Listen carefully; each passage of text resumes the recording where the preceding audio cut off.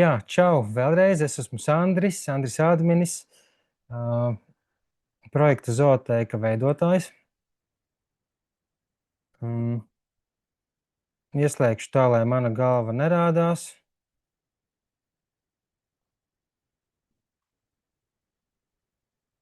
Šis ir projekta Dzīva daba, dzīva nākotne jau 4. darbnīca. Šoreiz par tēmu video stāstu veidošanas pamatī, jo skaidrs, ka 1 stundas ar kapekām garā webinārā var diezgan maz ko par to paspēt pastāstīt, bet es domāju, ka tas būs pietiekami daudz tiem mērķiem, kādi mums ir projekta mērķi. Projektu līdzfinansē Eiropas Savienībā, tā ir daļa no Gear Up, tāda jauniešu aktivizēšanas iniciatīvas, un Latvijā to organizē Lapas biedrība. Latvijas platformā sadarbības attīstības sadarbībai. Man ielikt ilustrācijai šoreiz tādu video, kas nav īpaši piemērots Zoomam, jo tur ārkārtīgi daudz mainās kadri, dzīvnieku sejas, kas lēnām pārtop viena otrā, un manuprāt, tāda skaista ilustrācija tam, cik daudz ir paveikt ar video, lai gan šis video ir veidots no daudzām fotogrāfijām.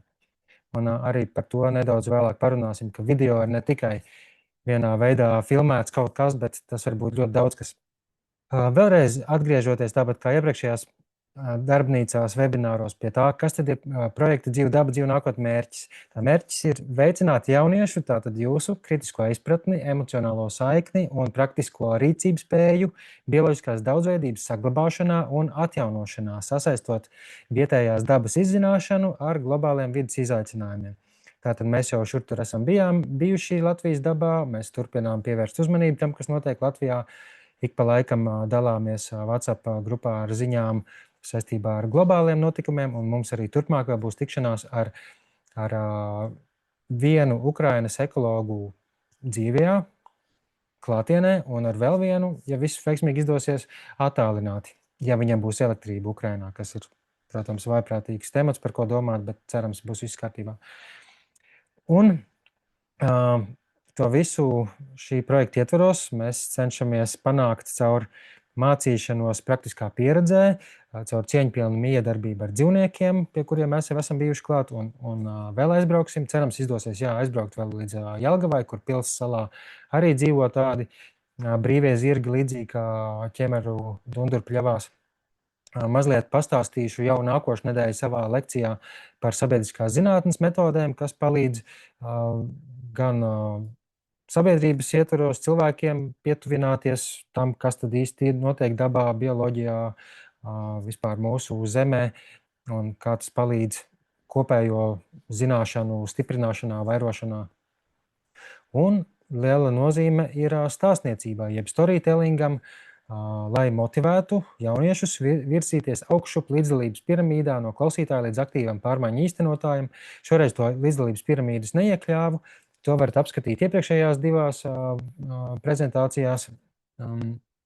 Bet galvenā doma ir no pasīvā vērotāja, klausītāja, kuram varbūt nav savu viedokļu, savu domu, pamazām virzīties uz tādu stāvokli, kur mēs jūtam motivāciju iesaistīties, kur mums ir kaut kāda pieredze un zināšanas, kas mūs iedrošina iesaistīties un nebaidīties tiešām gan izteikties par sarežģītām tēmām saistībā ar dabas, vides un dzīvnieku aizsardzību, aizstāvēt savu viedokli, virzīt pašiem iniciatīvas, pievienoties jau esošām iniciatīvām un biedrībām.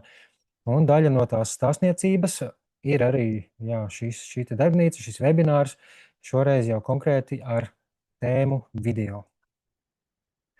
Tad mēdz tā teikt, ka video ir karalis mūsdienās sociālajos tīklos, kad runā par kontentu jeb saturu, un izskatās, ka tas tiešām tā arī ir un būs tuvākajā laikā, ka cilvēki aizvien vairāk grib patērēt informāciju un stāstus caur video formātu, jo, protams, tas prasa vismazāk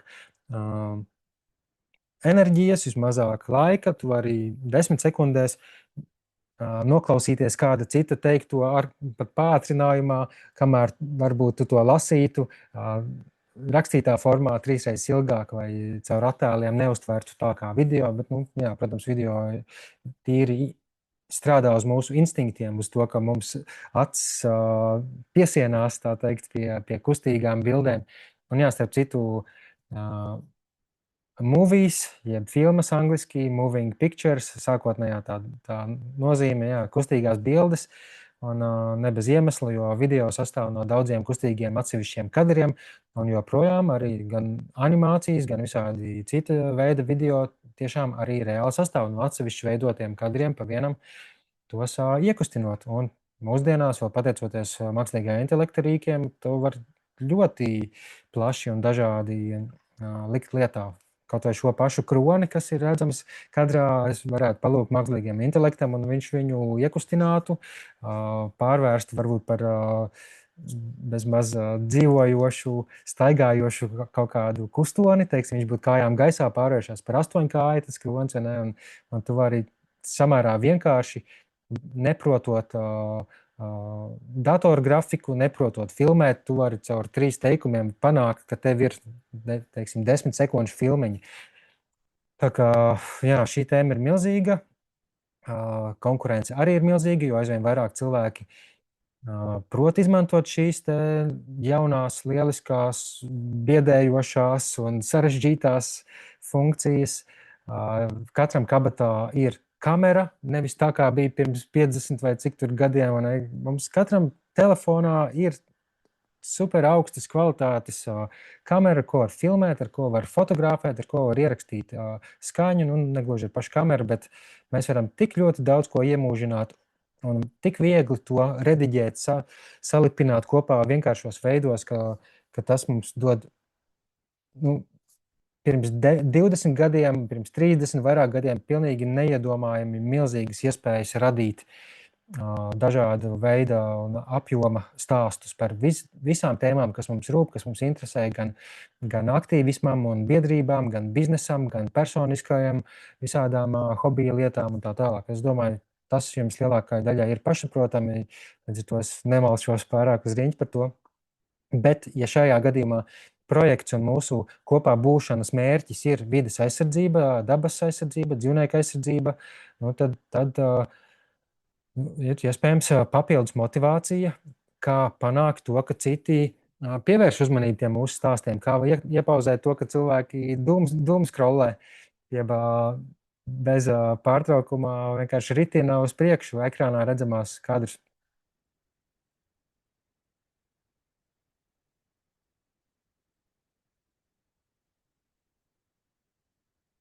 Un tagad jau es esmu sācis jums rādīt video, ko es sākumā iekļauju kā pavisam vienkāršus piemērus, kas varbūt nav tie labākie. Es neteiktu, ka šis uzreiz, teiksim, manu uzmanību notvērtu, jo tur diezgan ilgu laiku nekas nenotiek. Bet tad, kad tu skaties vērīgi un saproti, kas tur notiek, tas viens stārķis, visticamāk stārķeni pieceļās, tur apakšā ir ola, varētu būt, ka viņi tikko izdējusi, un viņi abi divi sāk klabināt. Jā, starp citu, stārķi viens no vārdiem latviešu valodā ir klabata saistībā ar to viņu. Un, nu, šis video ļoti daudziem patika, un es domāju, ne bez iemesla, jo pavisam vienkārša kaut kāda reakcija, kurā mēs varam saskatīt arī kaut kādu drusku varbūt cilvēkiem pazīstamu, nu, ka ir kaut kāda iespējams sajūsma tajiem stārķiem, ka kaut kas mums tur ir izdējies. Un stārķi mēdz arī tā klabināt tad, kad viņi atgriežas ligzdā vai kad savējais ir atgriezies ligzdā, nu, tas tiešām ir tāds tā kā sajūsmas izsauciens vai sveiciens. Bet vai šitas video ir stāstiņš? Es teiktu drīzāk, ka nē, bet no otras puses, nu, tas ietver sevī kaut kādu stāstu. Tomēr skatītājs pats izdomā, kas tas par stāstu ir. Tā kā pilnībā interpretācijas ziņā. Šis video jau ir drusku varbūt ar kaut ko konkrētāku, skaidrāku. Visus videos arī pilnā garumā neatskaņošu, jo viņi ir gari un tur daudz kas varbūt nenotiek. Piemēram, šajā video tagad tikai kaut kad sāks notikt tas, ko es jums gribu parādīt. Kaķis paskatās uz filmētāju un sāk ķeksēt bērna rokas. Iespējams, ka tiešām kaķis saprot, ka tur ir bīstami, un ja bērns varētu uzkāpt augšā, varētu pārkrist pāri balkonu margām, lai gan tur, kā ja ieskatās, var redzēt, ka ir tīkls priekšā tam balkonam. Bet kaķis, es domāju, tas ir ticamākais skaidrojums, ka tiešām to bērnu cenšas pasargāt. Jo nav tā, ka viņš viņam uzbrūk vai ne, kaut kā lec zemē un kož vai tam līdzīgi, bet tikai tad, kad bērns snaikstās, tur stiep savas mazās roķeles, tikai tad kaķis viņu mēģina apturēt. Šis ir tāds ļoti populārs video, un, manuprāt, skaisti parāda to, ka kaķi nav vienaldzīgi par mums, ka arī šādā nozīmē ne tikai viņi no mums prasa ēst un grib, lai viņus paglauda, bet iespējams tiešām viņi arī mēdz sajust kaut kādu, nezinu, ja ne līdzatbildību, tad kaut kādas rūpes, līdzīgi kā suns, piemēram. Ja suns redz, ka kādam kaut kas sāp vai notiek kaut kāda iekliekšanās vai raudāšana, suns mēdz pienākt klāt un tā kā luncinoties mēģina saprast, vai viss ir kārtībā. Un es domāju, tā ir vērtīga lieta, ko komunicēt caur stāstiem. Ne tikai par suņiem, kaķiem, bet par dažādiem citiem dzīvniekiem. Ka jā, viņos ir empātija, viņos dažādos veidos izpaužās tā miedarbība ar mums. Un arī šis video ir tāds, kurā nekāda pavadošā teksta nav. Nekāds skaidrojums, es pieļauju, ka arī nav vajadzīgs, lai gan būtu interesanti no tās kāju saimnieces vai saimnieka, kas to ir filmējis, lai pastāst, vai tā bieži notiek, vai tas bija pirmais tāds gadījums.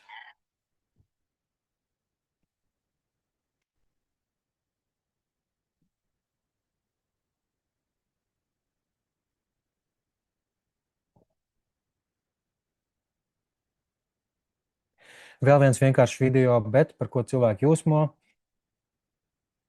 cik viņš iespaidīgi mauj, un, ja ir labāks kvalitātes video redzams, tad var redzēt, ka viņš ir, viņš kūp būtībā tik ļoti sakarsis, varbūt agrs dzesters rīts, tāda ļoti iespaidīga pirmatnēja ainava, kur arī vārdi ir lieki būtībā.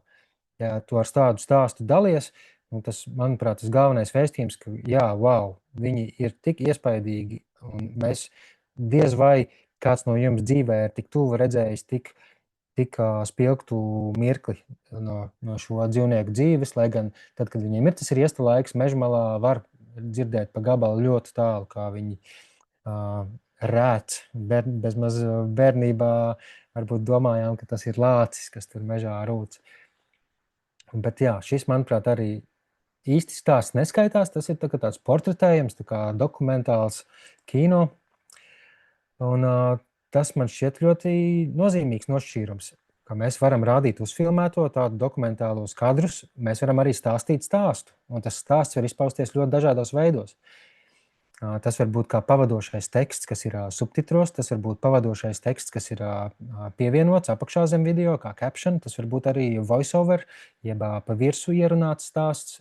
Un to var nokomunicēt noteikti arī caur video rediģēšanu, ka dažādi kadri mainās un ir kaut kāda secība. Sākumā bija tas, pēc tam tas un pēc tam tas.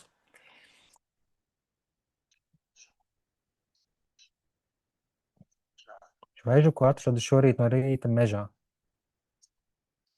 Viņš akls staigāja pa taku ar saldēm trauku galvā. Es pieļauju, ka jūs nedzirdat, jo tas vīrietis ļoti klusi runā. Katrā ziņā viņš to ezi ir atnesis mājās un uzfilmējis, kā viņš viņu izglābi.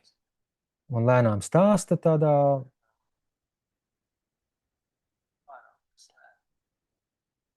Es neesmu drošs, vai jūs dzirdat.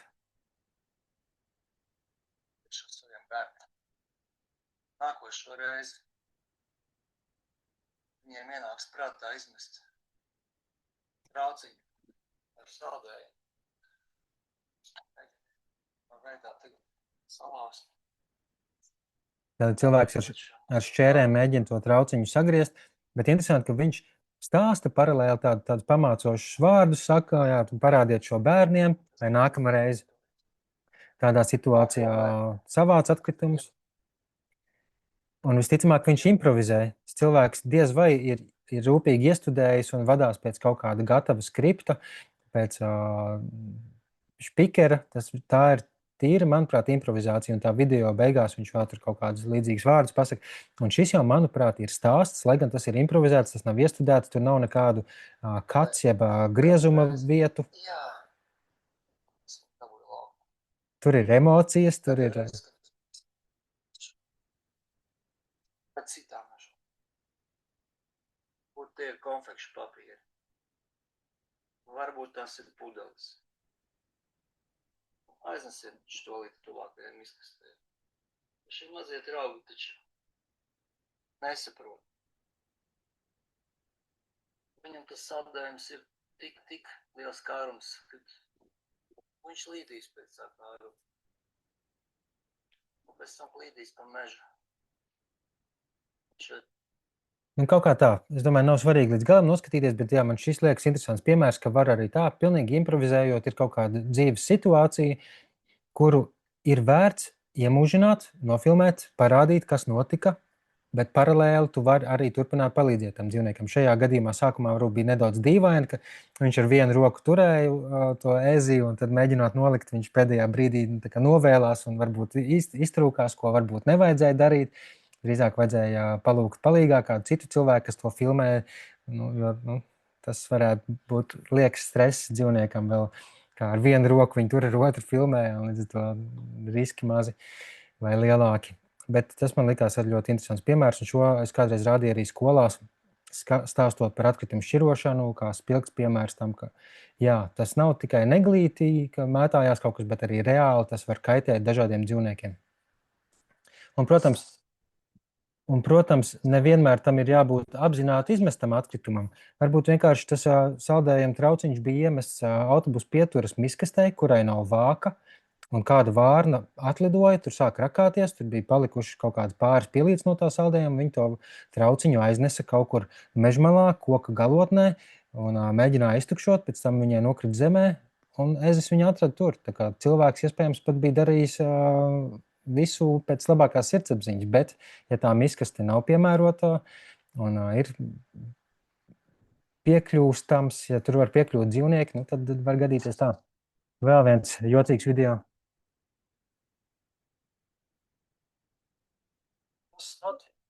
Kas notiek? Esmu Gaujas tilts. Te gandrīz iebrauc grāvī. Upē gandrīz iebrauc. Sāk slīdēt. Pa šiem kukaiņiem sāk slīdēt. Ja nemaldos, tās te viendienītes. Upes bija izlitojušas. Šeit tur vienkārši vāja prāts.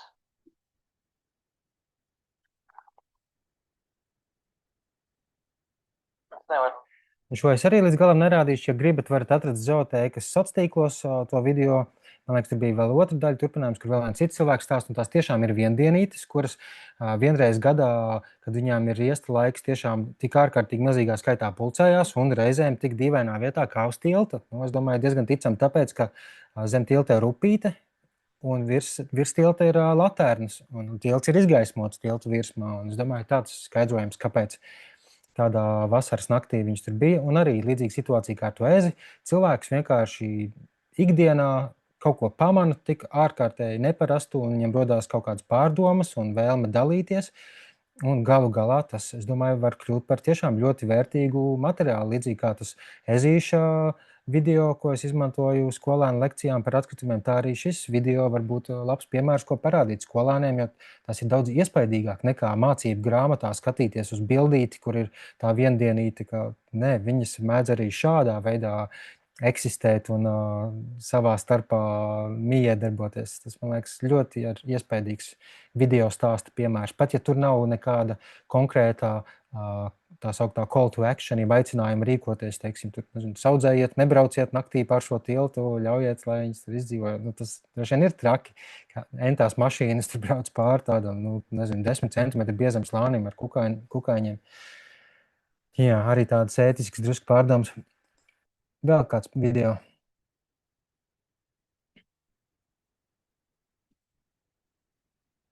Jā, šī ir GIF animācija ar dažādām vabolēm un vairogblaktīm, kam es pieliku klāt mūziku.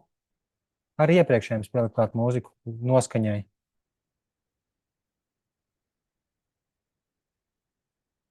Un tad es ieliku pa vidu tādu Volkswagen vabolīti, tīri humoram. Un tad es šo arī mēdzu ielikt reizēm līdzīgi kā sākumā prezentācijai bija tas video ar dzīvnieku sejām, reizēm es ielieku kaut ko šādu. Un arī šeit, teiksim, nav ļoti nopietna izglītojoša satura, nav rakstīts, kas tās ir par sugām, un kuras no tām, teiksim, varbūt ir vairāk jāaizsargā, kuras no tām ir Latvijā, bet, manuprāt, tas, ka tā tik kā es saku, ārkārtīgi spilgti un krāsaini tiek nodemonstrēta tā kukaiņu daudzveidība, manuprāt, labi strādā kā tāds apbrīnas veicinātājs, ka, ja mēs gribam, lai cilvēki vairāk dabu sargā un ciena un visādos veidos ņem vērā un aizstāv, tā apbrīna un sajūta par to, cik tas viss ir iespaidīgi un skaisti un daudzveidīgi un bieži vien nesaprotam, tā varētu būt ļoti svarīga daļa, kā pamats tam, ka, jā, viņi nav tik prasti un nezinu, vienkārši un dumji, kā daudziem varbūt liekas, ka nē, tie ir apbrīnojami un sargājami tā tālāk. Tāda man īsā vienkāršā interpretācija, bet jā, reizēm es publicēju video, kur man tiešām varbūt dziļāka doma nav, bet tādā intuitīvā, emocionālā līmenī tas kaut kā ļoti spēcīgi nostrādā.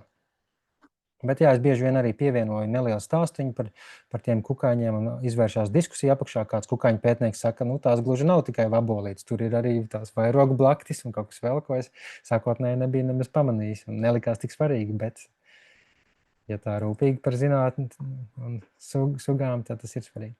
Vēl pāris piemēri, un tad dodam vārdu Emīlam. Tā, kas te tagad notiek? Tā mušiņas.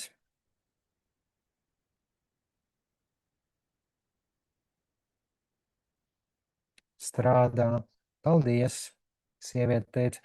Un tā bija viņas reakcija. Es biju publicējis tādu dīvainu bildi, kaut kur es biju redzējis ideju, ka burciņa, kurai var pārvilkt pāri vai no maizes iepakojumā to maisiņu vai foliju, un tad ar gumiju nostiprināt, izdurt augšā caurmiņus, bet iekšā pirms tam ir jāieliek vai no ābola gabaliņš vai tomātu gabaliņš vai tam līdzīgi, un tā var savākt augļu mušiņas, kas rudenī ārkārtīgi daudz mums mēdz virtuvē būt.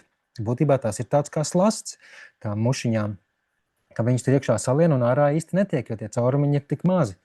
Un tad kāda sieviete bija arī uztaisījusi un iepublicējusi komentārā video, kur viņa nodemonstrēja, ka viņai tas arī strādā. Viņa tā arī saka, ka strādā, paldies. Parādīšu vēlreiz. Viņai tur tomāts iekšā.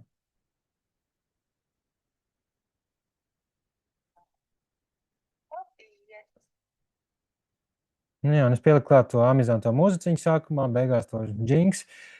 Un jā, tas arī gluži nav stāsts, bet savā ziņā tāds praktisks padoms, bet es gan sāku domāt, varbūt es negribu vairs ar tā dalīties, jo man ir aizdoms, ka daži cilvēki nevis tās mušiņas izlaiž ārā, kā, manuprāt, būtu forši darīt, bet viņām ļauj tur nobeigties.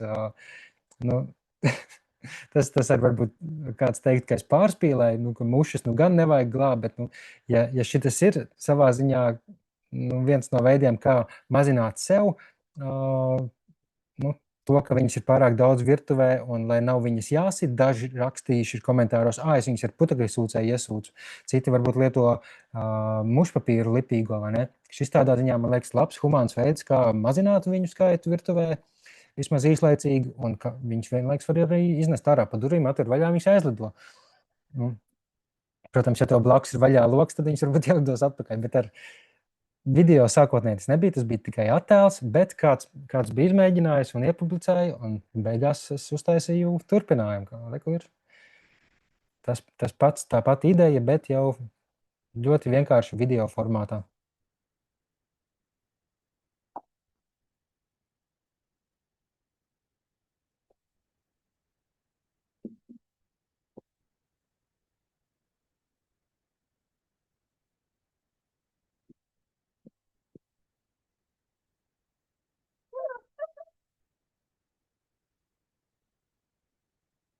Un atkal viens pavisam vienkāršs video, kur nekas nav iestudēts, nekas nav plānots. Pīles kādā putnu saudzētavā, jeb sanktuārijā, Kanādā vai Ziemeļamerikā, tiek izlaists laukā un laikam ir pirmo reizi sniegs, kārtīgi saputināts, varbūt ne pirmo reizi, bet katrā ziņā pīles saprot ātri vien, ka viņām ir augsti un visas saskrien atpakaļ. Un, nu, kāds te ir tas stāsts? Nu, atkal nav viennozīmīgi, bet nu, diezgan skaidrs tas, ka līdzīgi kā mēs vai kā mūsu kaķi suņi mēdz reizēm izskriet laukā, viņi pieraduši, ka ārā vienmēr ir plus mīnus vienādi apstākļi vai ļoti līdzīgi, bet tad pēkšņi ir kaut kas citādāks un nu, viņu rīcībā, uzvedībā izpaužās tas pārsteigums un kaut kāds šoks. Un varbūt jūs arī pamanījāt, ka viena pīle tur, viena no pirmajām, kas laikam izskrēja, arī visilgāk palika ārā. Viņai varbūt nebūtu iebildumu uzkavēties ilgāk, bet varbūt bara instinkta dēļ viņa sekoja beigās līdz visiem pārējiem. Tā par vārnveidīgo olimpiskajām spēlēm. Iespējams, šis video nav ielādējies, un varbūt arī nevajag. Viņš ir diezgan garš, kur vārnas dažādās situācijās ripinās sniegā no slīpumiem. Te ir no mašīnas jumta, citur uz mājas jumtiem, no tāda nokalniņa. Reizēm viņš ripinās, reizēm viņš šļūc uz burku vāciņiem vai uz kaut kādiem līdzīgiem plasmasas vāciņiem, kaut kādiem plakaniem priekšmetiem. Tas man liekas ļoti amizanti un savā ziņā smieklīgi un ne bez iemesla. Tie ir vārnveidīgie putni, kuri ir zināmi kā vieni no inteliģentākajiem, ka viņi spēj ļoti dažādas lietas izdarīt, ko pat suns varbūt nespēja. Atrisināt dažādas vienkārši praktiskas uzdevumus, teiksim, viņam ir barība, acu priekšā kaut kādā kastītē iekšā, bet, lai tai barībai tiktu klāt, viņam tur kaut kas ir jāpiespiež, kaut kas jāpavēl, kaut kāds striķītis, jāieliek kaut kāds akmens iekšā, lai nospiežās tur kaut kāda tā kā mēlīte, un tas atver durtiņas vaļā, un tās vārnas to spēj saprast, un šis video ar dažādiem tādiem rotaļveidiem, manuprāt, labi sasaucās ar to, ka jā, nu, tā inteliģence, viņu prātspējas iet roku rokā arī ar vēlmi un prasmi dažādos veidos sevi izklaidēt, spēlēties, gūt kaut kādu dzīves prieku, un tas man arī liek aizdomāties, vai intelekts ir saistīts arī ar kaut kādām spējām sevi iepriecināt un tikt vaļā no nomāktības. Grūti teikt, bet šis arī ir tāds piemērs, kur tās stāstu nav daudz. Šos laikam nerādīšu, te zirgi grauž ķirbjus. Labi, jāparāda, jo sēga aizbrauc.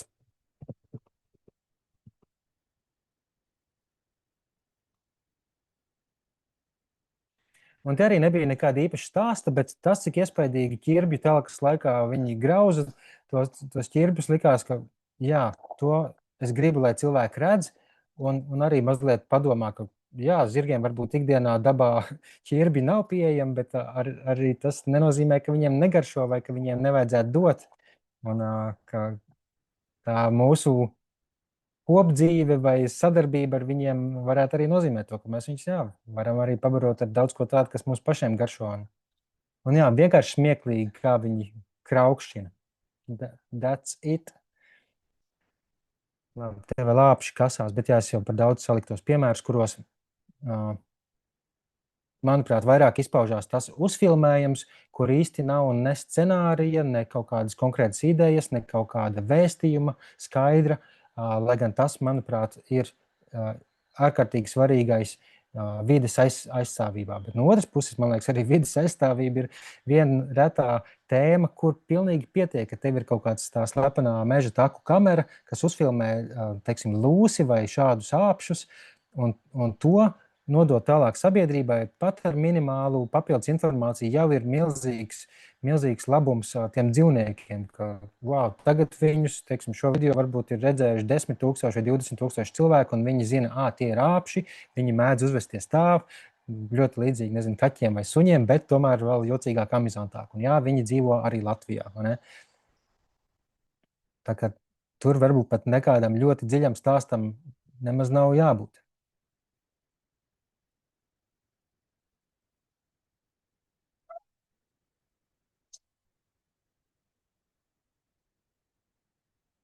Un šis vienkārši piemērs no kādas Itālijas karnevāla gājiena, tur apakšā var redzēt cilvēkus, un ir uztaisīts uz ripojošās platformas tāds milzīgs mehāniskais animatronikas objekts, milzu valis, kurš ir sapinies zvejas tīklos, un viņiem tur ap muti ir aplipusi kaudze ar visādiem atkritumiem, plasmasas kanniņām dažādās krāsās. Un, protams, tas stāsts ir par atkritumu piesārņošanu jūrās un okeānos, un viņš tiešām ir tik milzīgs un tik iespaidīgs, ka nav brīnums arī, ka uzfilmētajā versijā tas ir tiešām iespaidīgi.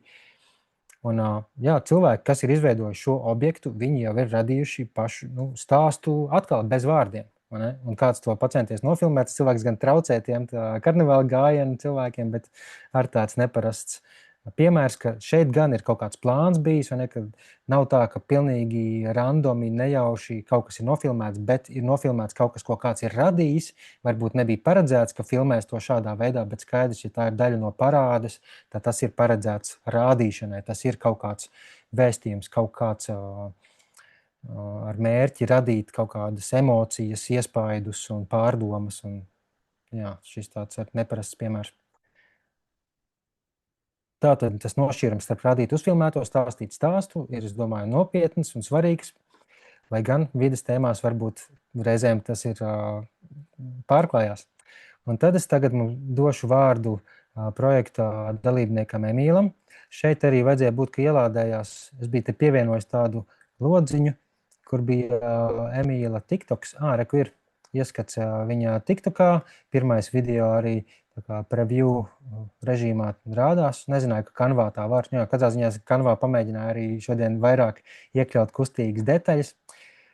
Tā kā jā, došu tulīt vārdu Emīlam, Nīlam Gaišprātīm, kas ir uzņēmuma Tava oga dibinātājs, arbūzu audzētājs, dārzkopības entuziasts, kurš jau vairāk nekā 6 gadus, ja nemaldos, ar to nodarbojās. Viņa arbūzi ir pieejami vai bijuši pieejami Stokmanā un Lauku sētā, kas ir Rimī tā sadaļa, pareizi saprotu, un arī sēklas viņš tirgo, un par to visu viņš stāsta savos sociālo kanālos. Un tāpēc es arī lūdzu viņam mazliet pastāstīt par to, kā viņš šo stāstus veido, plāno, īsteno, un varbūt arī parādīt mums kādu labu piemēru. Sveiki visiem! Un, jā, kad man Sandrs uzaicināja pastāstīt par saturu, ko es veidoju sociālajos tīklos, es nedaudz apmulsu, un centos saprast, kas būtu tas, ko es varētu jums pastāstīt.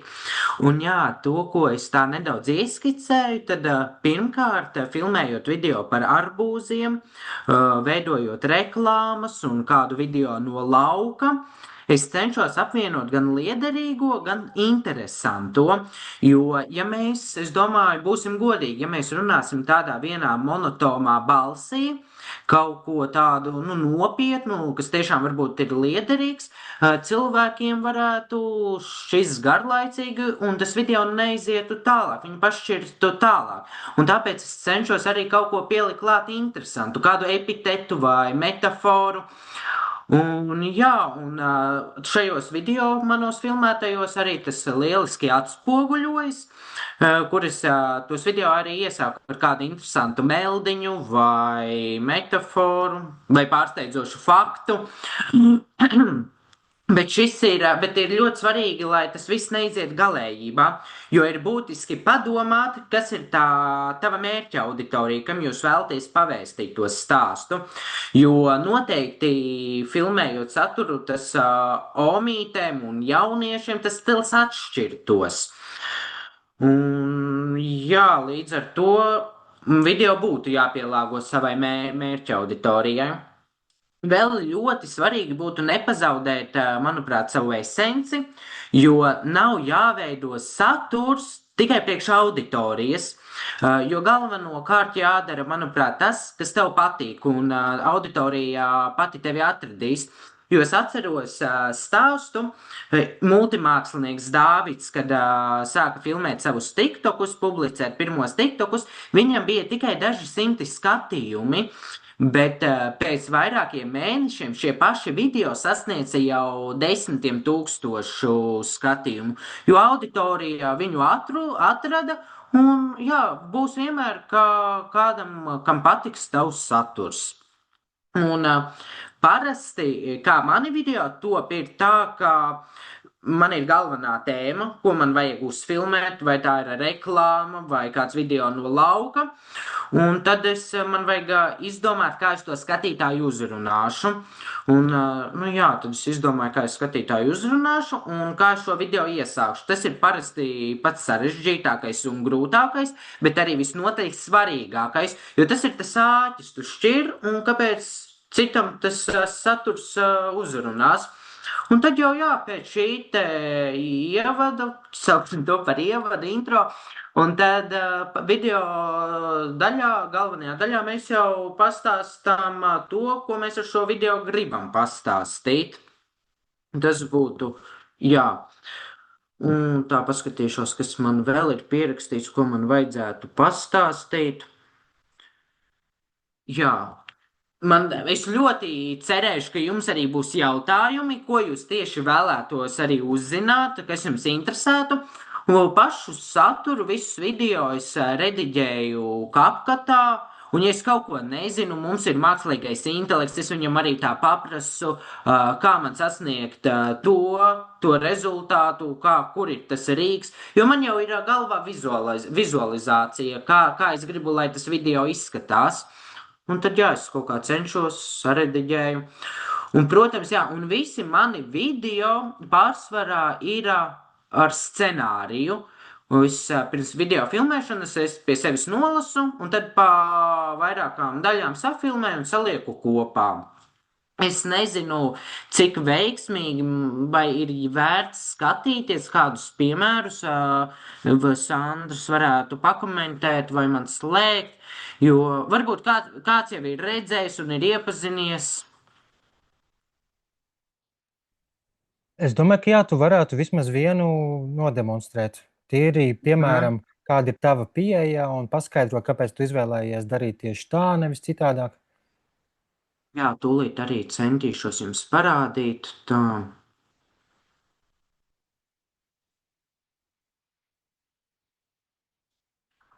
Jā, un pirmais video, ko es publicēju, ir, es iepazīstināju ar sevi, kas es esmu.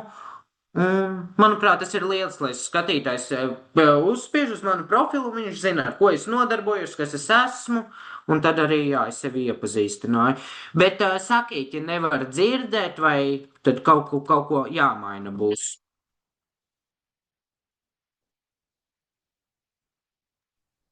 Skaņu mēs, laikam, nedzirdam, vismaz es nedzirdu. Jā, nu, es nezinu, kā to varēs mainīt, jo bija arī grūti dzirdēt zem jūsu video. Tas tā laikam diemžēl ir. Bet, nu jā, šajā video es vienkārši iepazīstinu ar sevi. Tas tā. Nu jā, tad es domāju, nebūs vērts rādīt. Tur būs grūti, un tas video arī raustīsies, jo viņam ir tāds, nu, ļoti liels tas kadrējums, plašs. Bet es paskatīšos, varbūt man radīsies kāds komentārs, bet tikmēr droši jūs varat uzdot jautājumu kādu. Droši vien es varētu sākt ar to, ka, jā, tava oga ir Emīla uzņēmums, un tā var atrast gan TikTokā, gan Instagramā, un, jā, man viens jautājums būtu par to, kurus kanālus tu labprātāk izvēlies, un, nu, tieši no video publicēšanas viedokļa, kur tas varbūt ir vieglāk, vai kur tev liekas, ka veiksmīgāk, tam droši vien ir dažādi iemesli, bet kāds tev... Jā, visnotaļ man ir gan Instagrams, Facebooks un TikToks, un tās 3 platformas, kuras arī publicēju. Citreiz, jā, es mēģinu nošķirt to saturu, kuru es publicēšu katrā platformā, bet tas man neizdodas tik veiksmīgi. Bet, protams, arī publicējot vienu saturu dažādās platformās, mēs redzam arī dažādus rezultātus.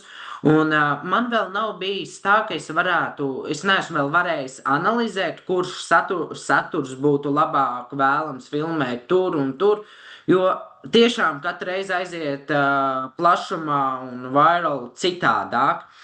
Bet, jā, Facebookā ir tas, kad, nu, ja mēs runājam, ka vairāk cilvēkiem ir viedoklis, piemēram, es visu laiku domāju, kad tas saucamais heits būs vairāk TikTokā, bet nē, es tieši saskaros ar to Facebookā.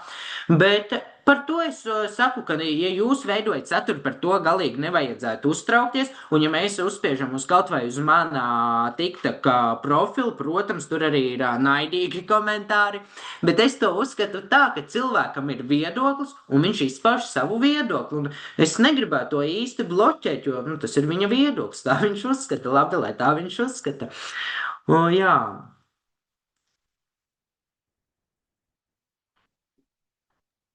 Un arī par tiem komentāriem un viedokļiem, kas reizēm ir nevisai draudzīgi. Galu galā tas tomēr nāk par labu tam tavam saturam, pat ja tas ir kaut kas nejauks. Reizēm to vajag izdzēst vai noslēpt, bet tas cilvēks veicina tava stāstā redzamību. Un, tas ir labs iemesls, kāpēc arī mēģināt tomēr to cilvēku varbūt uzturēt draudzīgu kontaktu un varbūt saprast, ka aiz tā kaut kāda nedraudzīgā komentāra tur ir varbūt kaut kāda patiesa interese vai vismaz nevajag izslēgt tādu iespēju. Jo pašā sākumā veidojot to saturu, man bija viens mērķis. Es tiešām radīšu to, kas man patīk, tas, ko es vēlos pavēstīt. Un es pateicu sev to, ja tas arī neizies plašumā, nebūs daudz skatītāju, es to turpināšu darīt. Un ar tādu nosacījumu es arī lejupielādēju TikToku, jo iepriekš es visu laiku darbojos Instagramā. Un man ar to pietika, līdz man vajadzēja arī tā kā taisīt arī reklāmas, lai vairāk pārdotu preces, jā. Vai tu ņem vērā kaut kādus apsvērumus arī saistībā ar, ar vidi vai ar sabiedrības veselību? Tu mēdz kaut kā pieminēt vai izcelt kaut kādas priekšrocības, kas ir tajiem taviem produktiem? Tas ir pats svarīgākais, pats grūtākais, jo man notos ir pilns daudz scenāriju, ko es varētu filmēt, ko pavēstīt, pastāstīt. Bet man nav izdomāti tie paši sākumi, kā uzrunāt to cilvēku, kā iesākt to video.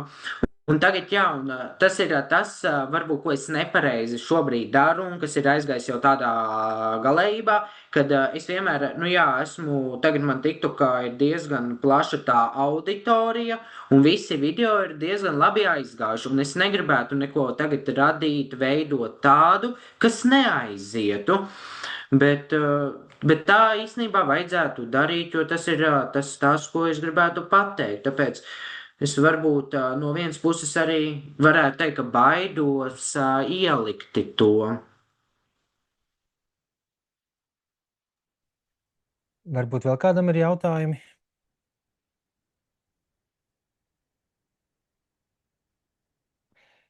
Labi, jums vēl būs vismaz vēl viena iespēja.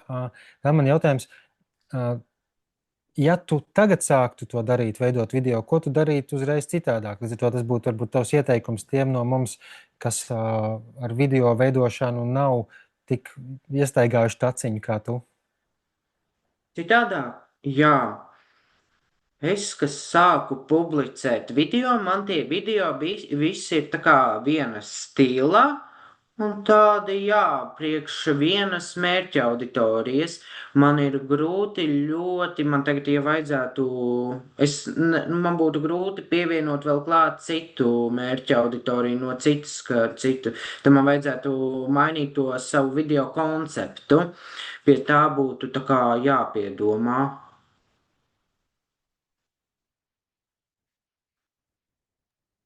Vai ir vēl kaut kādi praktiskie knifi, ko tu centies ņemt vērā, veidojot video tieši? Es tādā pašplūsmā to visu daru, jo tas ir tas, kas man patīk. Es jau, kad biju ļoti jauns, jau filmēju video, cik jau 7, 6 gados kaut kādi video, kur uz ceļa bija nobraukta čūska. Tas bija pirmais mans video, un es tur braucu ar riteni, taisīju tajā, tā kā teicu, esam tiešajā reiterā, tūlīt parādīšu jums. Un pēc tam to arī ievietoju YouTube. Un tas tā viss ir kaut kā aizgājis, un tas man tā patīk. Tā es redzēju, bija kaut kāds čatiņā, kaut kas bija rakstīts. Jā, Nadīna jautā, cik bieži tu liec jaunus video un kādā programmā veidot? Tu jau laikam minēji CapCut. tā Jā, programma, jā. kas ir Cik bi... piesaistīta TikTokam. Man kā viņi ir tā kā integrēti ar TikToku, vai tas nav svarīgi? Viņa laikam ir integrēta, bet ja tu tur izmanto kaut kā tās piedāvātās opcijas, es neizmantoju, jo tur vēl vairāk laikam tā mūzikām ar dejām un trendiem, bet tā, kas tur bija? Otrs, kā tiek, cik bieži jāliek tie video. Es tā grūti pateikt, man, piemēram, kā sanāk, kad ir ko pavēstīt, pateikt, jo es vairāk balstos uz to, ka mans video labāk, lai ir kvalitatīvāks, bet es ielieku retāk, nekā es katru dienu filmēju un stāstu. Mm. Jā, es par to arī esmu dzirdējis no cilvēkiem, ka TikToku vajag visu laiku barot, lai tu viņam iepatīcies un viņš rāda tavu saturu citiem. Bet jā, es tev arī piekrītu, ka man liekas jādod priekšroka ir kvalitātei pār kvantitāti, bet tie cilvēki, kas to iesaka, droši vien tā viena no domām ir, ka caur praksi, caur ikdienišķo vienkāršo video, tu vienkārši vari iet kaut vai, kamēr tu ej suni izstaidzināt, vai kamēr tu ej uz veikalu, vai kamēr tu vienkārši esi apsēdies saulē, tu vari kaut vai minūtes laikā kaut kādu vienu ideju pateikt, kas nav tieši saistīts varbūt ar tavu galveno nodarbošanos, piemēram, tavā gadījumā ar arbūziem un pārējām ogām, ko tu tirgo un sēklas. Tas var būt vienkārši kaut kāds novērojums par dzīvi, kas kaut vai pastarpināti saistīts. Es to pieminu ar domu, ka es pats ar to drusku, ne gluži mocos, bet es ik pa laikam to atceros, ka man derētu arī saņemties biežāk sevi ielikt tajā nekomfortablajā situācijā un pierast pie tā, ka ir ok arī neplānoti bez skripta, bez špikera pateikt kaut kādu, nezinu, īsu frāzi, kaut kādu dienas atziņu vai kaut ko tam līdzīgu,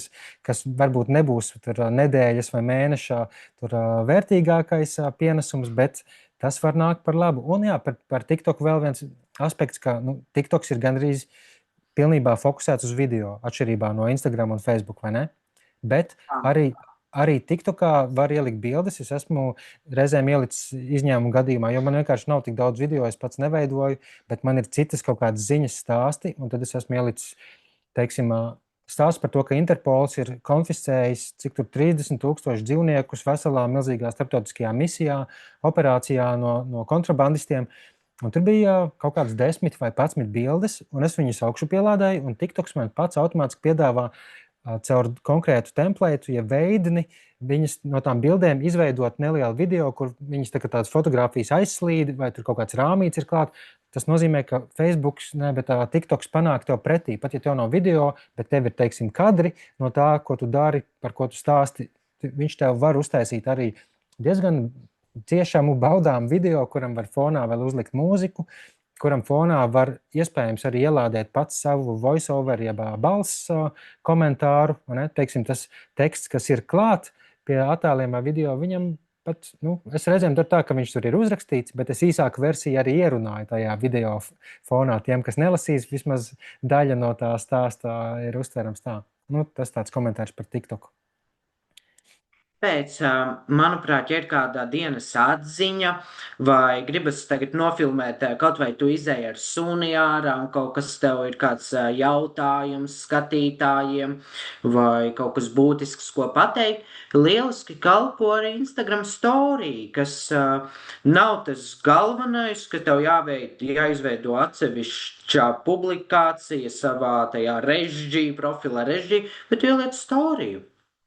Jā, un tas ir tāds, kas pēc 24 stundām tur vairs nebūs. Ja tu apzināti viņu nepievienos highlightiem, neizcelsi, varbūt tas arī nav tā vērts, bet reizēm izrādās, ka 10 cilvēki atbildēs to storiju ar komentāru, ar kaut kādu jautājumu, vai norēģēja daudz vairāk, un tu saproti, ka šo ir vērts saglabāt priekšdienā. Tas varbūt veidots daļu no kaut kādas lielākas kolekcijas, kur, nezinu, manas zelta atziņas vai kaut kas tāds. Varbūt vēl kādam ir jautājumi no dalībniekiem?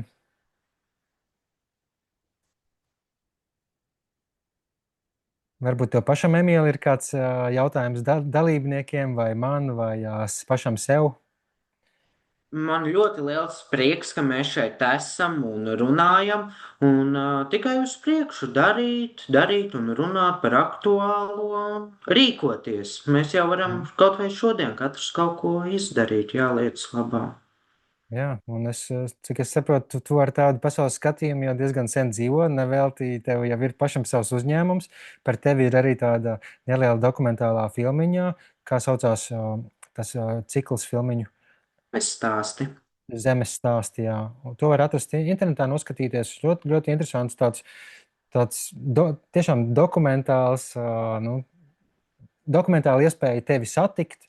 Ne tavā dzīves vidē, brauc arī vienkārši ar velo un dalies pārdomās un parādīja, kāda ir tā tava saimniecība. Jā, Tas nenozīmē, ka visiem tagad vajag izveidot sociālos tīklus un tieši tā. veidot publikācijas un runāt, bet tāpēc zootēka ir lieliska iespēja, kur arī Sandrs nāk pretī, kur mēs varam šajā zootēkas kontā profilā ielikt arī mūsu stāstiņu. Jā, jā, absolūti. Man ir tāds sajūta, ka es gribētu šādu veidu darbnīcas varbūt reizi gadā pat atkal atkārtot un uzaicināt jaunu grupu ar jauniešiem un padalīties ar labajām praksēm un arī lūgt, lai cilvēki kā tu padalās ar savu pieredzi. Teiksim, izrādīsies varbūt nākošais gads, ka nevis CapCuts ir labākais, ērtākais, bet ir kaut kāds cits, par kur es pastāstīšu par savu pēc brītiņa. Bet jā, paldies tev, ka padalījies. Turpinām sadarboties un prezentācijas turpinājumā es parādīšu vēl dažus piemērus. Dažas no lietām, ko es stāstīšu, jau būs arī ar atsaukšanos būtībā to, ko tu jau pastāstīji. Un, jā, ja kādam vēl ir kādi jautājumi, varu uzrakstīt vēl paspēt čatiņā un noslēgumā mēs vēl jau paturpināsim sarunu. Paldies tev! Tā, man ir atkal jāpieslēdz sava raibā prezentācija. Tas vēlreiz ir Emīls. Un vēlreiz tava oga gan TikTokā, gan Instagramā varat viņu atrast, papētīt, piesakot. Jautājumi Emīlam ir jau iztērēti, un tad nākamais video.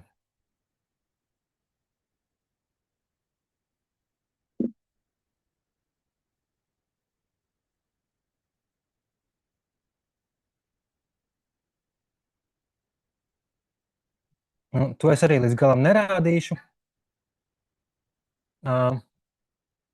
Un šī būtībā ir manis veidota kompilācija. Es apzināti meklēju YouTube un citur video, kur var redzēt dažādus briežveidīgos dzīvniekus, stirnas, aļņus, staltbriežus vai kaut kādus citu kontinentu briežus, kuriem es pat nezinu sugas nosaukumu. Un apkopot visādus piemērus, kur viņi met ragus.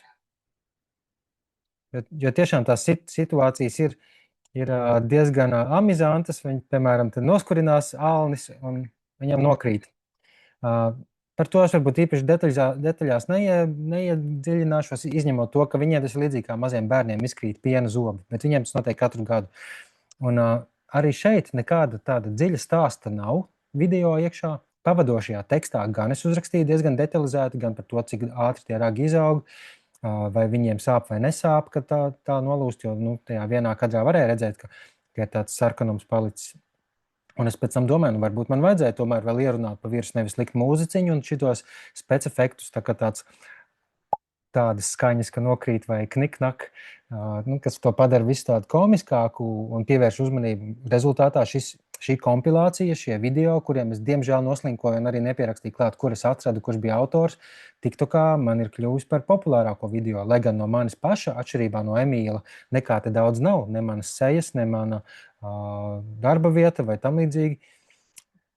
Tāds cits piegājiens, bet arī, manuprāt, šitas jau kvalificējās tomēr kā stāsts, nevis tikai filmējums, jo tur ir kaut kāda, ja ne gluži režija, tad kaut kāda montāža un arī mūzika sākās ar kaut kādu, kā to sauc, mežragu vai ko, kas pirmajā mirklī vismaz man ļoti atgādina medību tēmas. Es ieslēgšu vēlreiz, jūs paklausieties.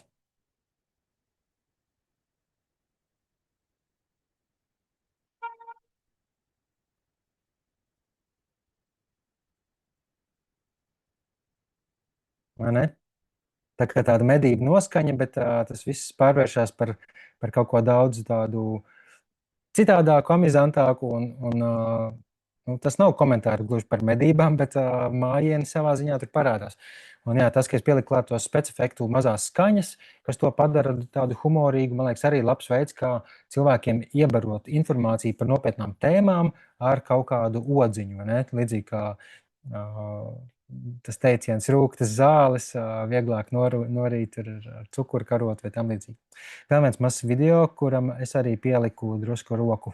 To es biju kaut kur atradis, vai kāds man atsūtīja. Tas ir mahona tauriņa kāpurs, kurš grauž dilles. Tā tiešām ir dilles lapiņa, vienkārši ļoti, ļoti lielā pietuvinājumā.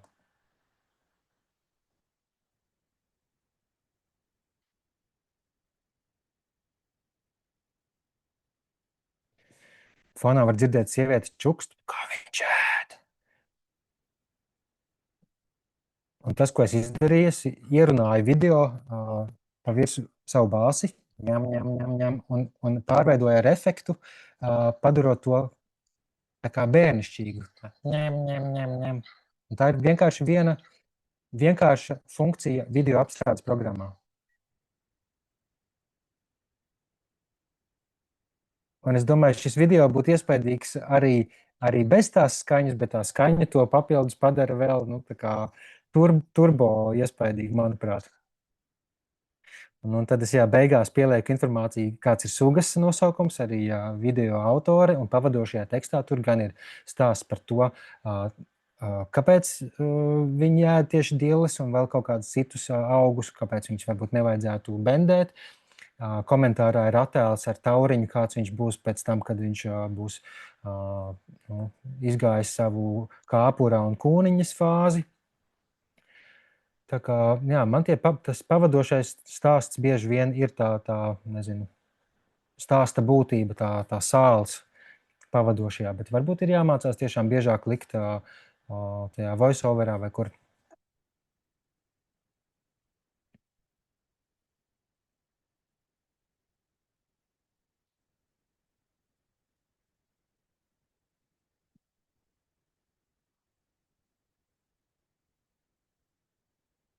Šito es arī pats samontēju no atrastiem video, no dažādām dokumentālajām filmām, no organizāciju publicētiem materiāliem.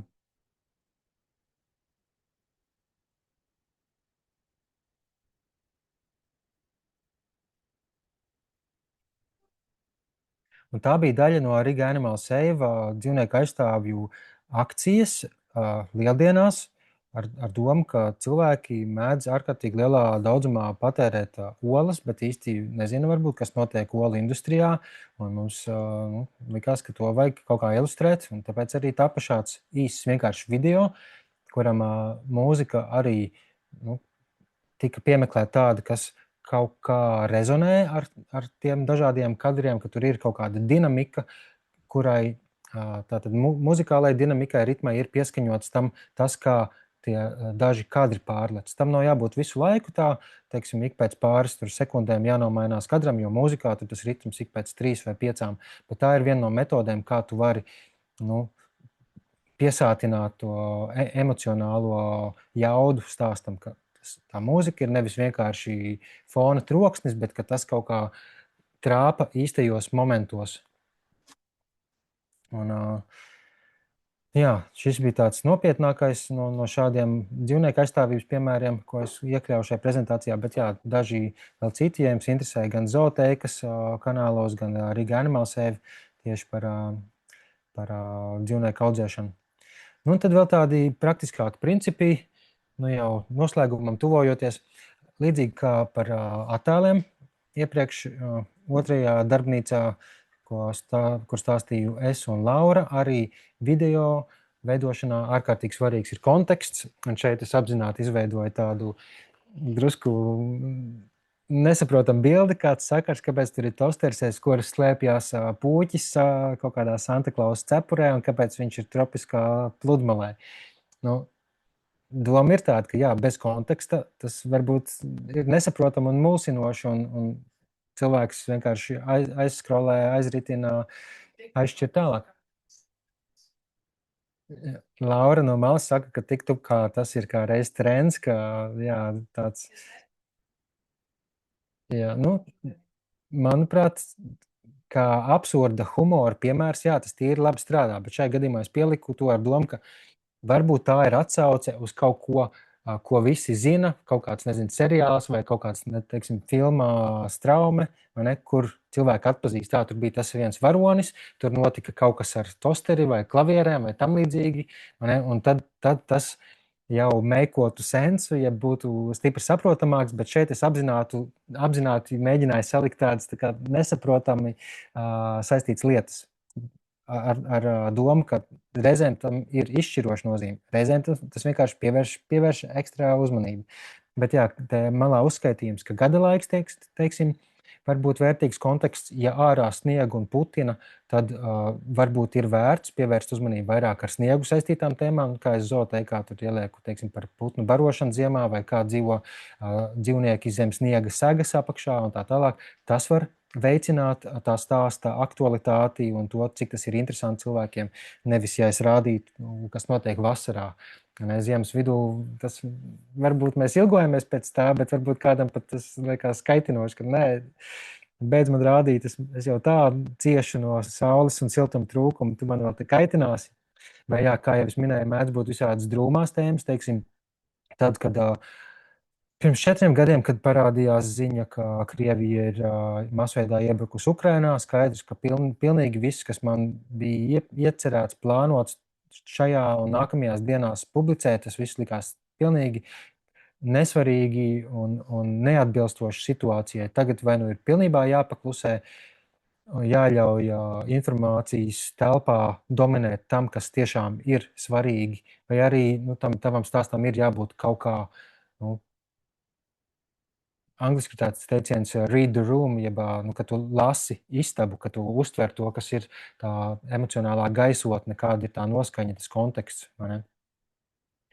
Un jā, tas noslēgumā turpinājums sērijai, reizēm ir tā, ka tu jau esi par kaut ko iepriekš stāstījis, runājis, un ka tas tavs nākamais stāsts ir kaut kādā sekvencē jau kārtējais. Piemēram, es jau iepriekš varbūt stāstīju par to, kā puķītis satiek vai stumj pa pludmali nevis tosteri, bet kaut ko citu. Un līdz ar to jums, ja jūs to būtu zinājuši, tad tas jau pilnīgi citādāka uztvere būtu par to, kas tas ir. Un ļoti līdzīgi, es domāju, var ar visādām tām vides un dzīvnieku tēmām. Un vispilgtāk, man liekas, tas izpaužās, kad ir kaut kādas sociālās kampaņas organizācijām vai iestādēm, dabas aizsardzības pārvaldē vai kam. Viņiem tajā 2., 3., 4. video varbūt nav jāskaidro tik daudz, kā tas bija pašā sākumā, kas par ko ir runa, vai pat tieši otrādi.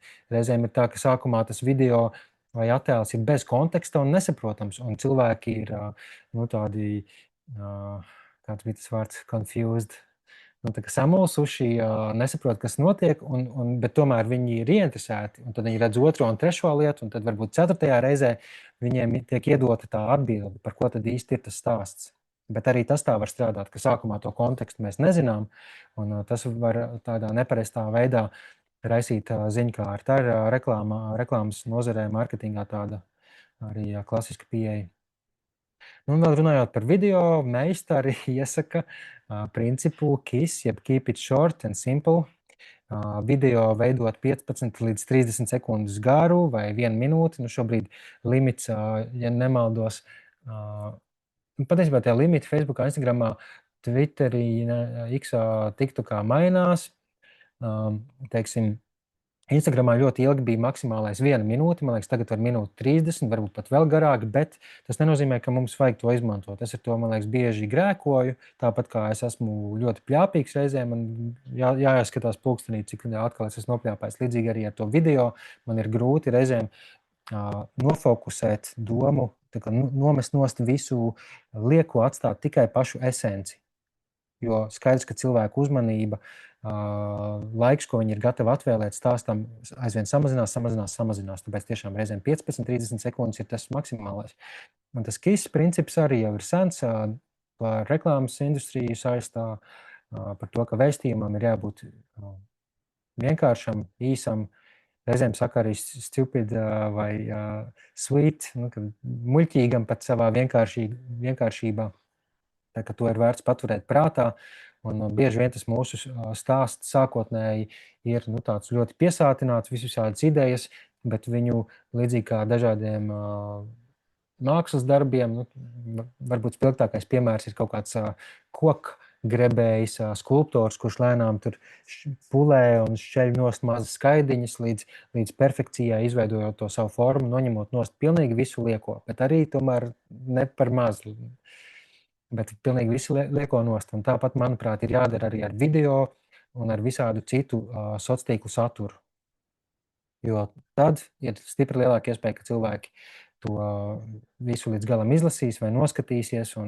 Un tiešām tas, kas mums sākumā šķiet, ka ir vērtīgs, varbūt ar nākamajā dienā tu paskaties un tu saproti, jā, bez tā vispār varēja iztikt. Ja tīpaši, ja tas var nākt par labu tavam stāstam un tam, cik daudz cilvēku tas sasniegs. Ir tāds dzīvnieku aizstāvis Menkei, ļoti, kā lai saka, ražīgs. Viņš taisa īsus, iespaidīgus video par dzīvnieku aizstāvību, un viņam arī nesen bija webinārs par to, kā veidot efektīvus stāstus. Un viņš arī ieteica 15 līdz 30 sekundes. Viņš izmanto gan Adobe Photoshopu, gan Adobe Premiere un After Effects programmas, tādas profesionālās lielās. Bet viņš arī atgādināja, ka nē, lai izveidotu profesionāli veiksmīgu stāstiņu, tev nav jābūt profam. Tu mierīgi vari to bez problēmām izdarīt arī telefonā ar vienkāršām bezmaksas programmām. Izšķirošais ir tas, vai tava doma, tava ideja ir kaut kas radošs, kaut kas tāds, kas uzrunās, kas liks cilvēkiem iepauzēt savā tajā timeline šķirstīšanā, scrollēšanā. Un tāpēc arī šajā attēlā es ieliku viņa doto tādu piltuves principu, ka pirmais, pats svarīgākais ir, vai tu noķersi tā cilvēka aci uz āķa. Es jau sāku domāt, varbūt jāuzstājas kaut kādu brutālo piemēru, ka acis tiešām ir zāķi, bet es noliku blakus. Tātad tev ir 2 līdz 3 sekundes laiks tikai, lai tu noķertu cilvēku uzmanību. Un to var panākt vai no ar pirmo kadru, vai ar tā saukto thumbnail, jeb vāciņa bildi, ko cilvēki redz pirms video ir sācis atskaņoties, vai tiešām ar tām pirmajām pāris sekundēm, kurās var kaut kas notikt, teiksim, kaut kāds tūplāns varbūt ir, dzīvnieka seja, vai varbūt kaut kāda frāze izskan, vai kaut kāds kliedziens vai lēciens. Nevajadzētu biedēt cilvēks, bet tas mēdz būt izšķiroši, tas āķis. Protams, pēc tam tas galvenais stāsts, ko vēlams pēc iespējas keep it short and simple, vienkāršā kodolīgā veidā, un tad noslēgumā vismaz Menkei iesaka, ka šis ir tas klasiskais veids, ka noslēgumā vienmēr jābūt ir kaut kādam tam atbildēji, atrisinājumam, punchlineam, secinājumam, kas viņa gadījumā vienmēr ir par dzīvnieku aizsardzību, par dzīvnieku tiesībām, bet, protams, tas var būt par ļoti dažādām tēmām, lietām.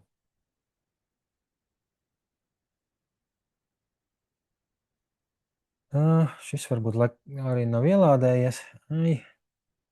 Jā, kadrs, kur cilvēks muskuļots tur, kā to sauc,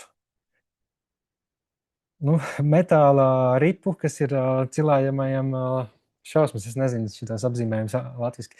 Un teksts uzlikts virsū, you seem troubled, ja izskatās, ka tu esi noraizējies, nomākts.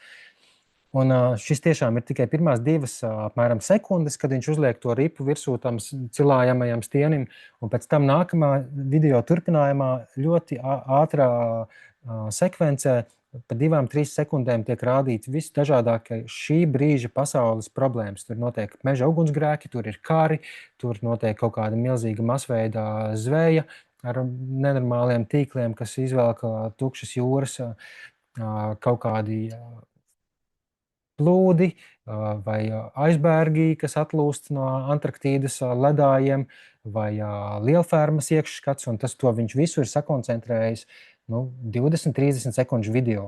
Bet tas viss sākās ar viņu, tādu muskuļotu čāli, kurš izskatās nomākts, un teksts virsū, jā, tu izskaties nomākts. Un noslēgumā teksts ir, vai tu neesi nomākts, to visu zinot. Tāds, protams, bēdīgs tas konteksts, bet, manuprāt, atjautīgs piegājiens atgādinā par to, ka, hei, mēs redzam, kas notiek, nav labi, un jautājums, vai mēs katrs kaut ko nedaudz daram, lai tā nebūtu, jo skaidrs, ka mēs neesam, kā lai saka, neitrāli, ja mēs dzīvojam uz šīs planētas, ja mēs dzīvojam miedarbībā ar citiem cilvēkiem, mūsu rīcībām, mūsu teiktajiem vai nepateiktajam, mūsu klusēšanai ir milzīga ietekme. Žēl, ka tas video nav ielādējies, bet nav arī tik svarīgi. Jā, tie pēdējie video, kas es pielicis, izskatās, ka nav ielādējušies. Šis bija, pastāstīšu, kaķis mēģina medīt balodi. Šis bija pavisam nesen ielikts zootēkā, Facebookā, TikTokā, Instagramā, ja gribat atrast. Un viņam pēkšņi pieskrien klāt kucēns, kurš ir drusku lielāks par kaķi, bet pavisam jauniņš, un viņš to kaķi grib ar kaķi spēlēties un neļauj viņam medīt.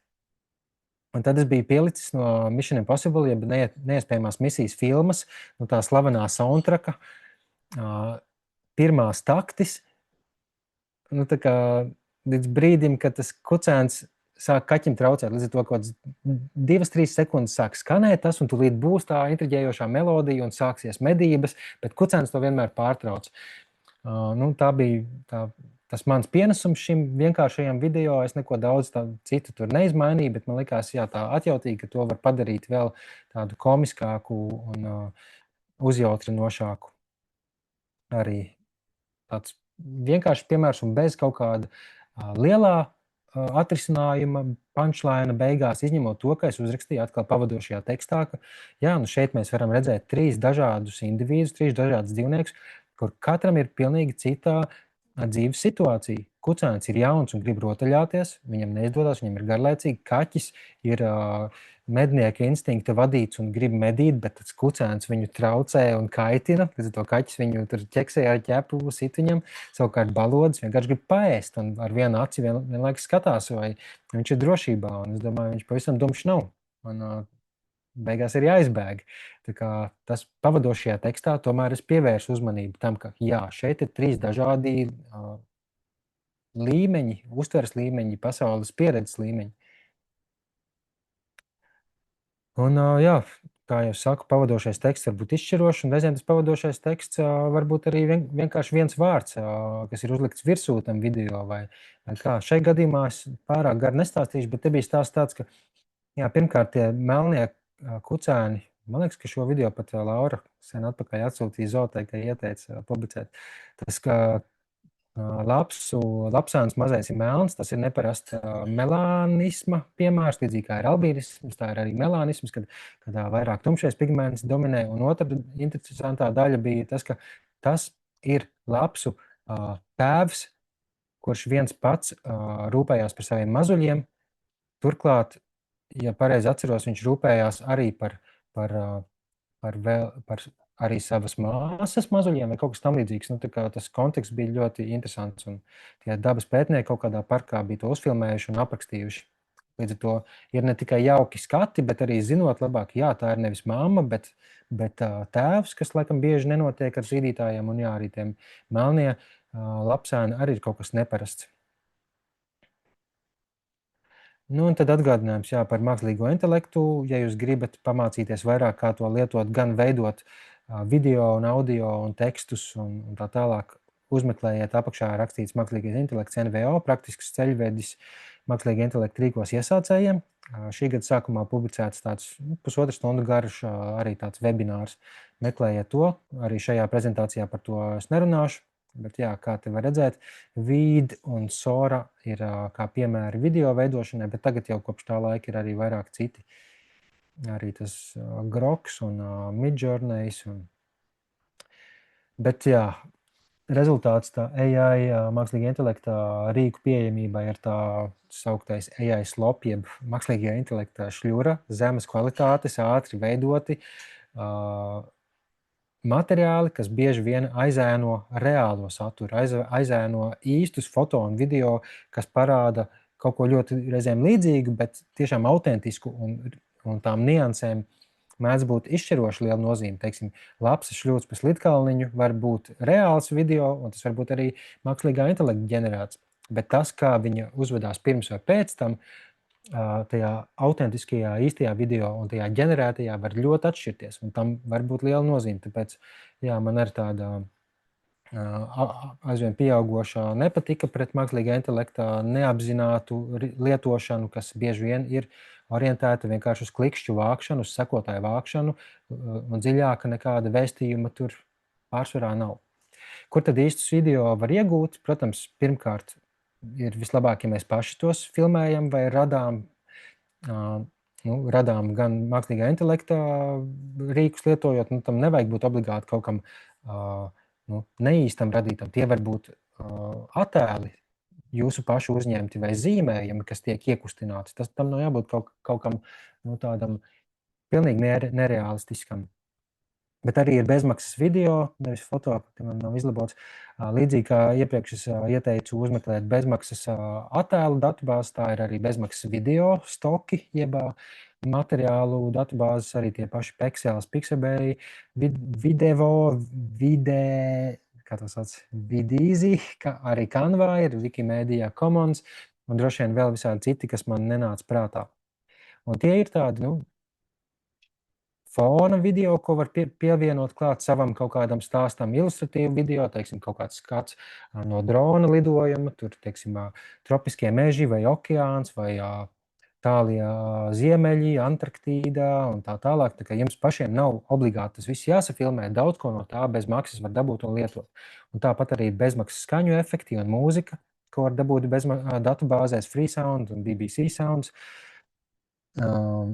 Es neesmu izpētījis tos Pixabay Music, piemēram, un Free Music Archive, bet jā, ir aizvien vairāk tādi arhīvi, kur cilvēki paši augšu pielādē savu mūziku. Protams, aizvien vairāk ir mākslīgā intelekta radīta mūzika, bet ir arī reāli, tā skaitā slaveni mākslinieki, piemēram, Mobijs, kurš arī ir dzīvnieku dabas aktīvs aizstāvis. Viņam ir Mobija gratis lapa, kurā viņš piedāvā ļoti daudz no savas mūzikas bezmaksas lietošanai, teiksim, studentu, skolēnu filmām un līdzīgiem nekomerciāliem projektiem.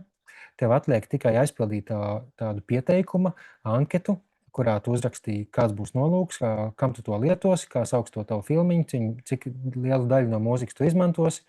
Un viss, tu saņem PDF-ā tādu atļauju par to, ka tev ir tiesības to mūziku izmantot, un viņi momentā tev ļauj to mūziku lietot. Un tur to mūziku var arī meklēt pēc noskaņām, teiksim, kaut ko sapņainu, kaut ko uzmundrinošu, kaut ko varbūt melanholisku.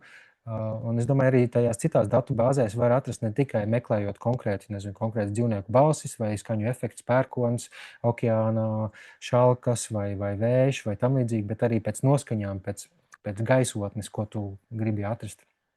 Un jā, kā es teicu, mākslīgā intelekta palīdzību pilnībā izslēgt nevajadzētu, bet tam vajadzētu notikt apzināti un vajadzības gadījumā arī norādīt, ja tas var maldināt cilvēkus, bet reizēm, domāju, tas nav liela atšķirība, vai tu aizgāji mežā nofilmēt sūnas, vai tu ieguvi mākslīgā intelekta veidot sūnu video. Varbūt par to Raivo būtu kāds komentārs, bet to mēs uzzināsim.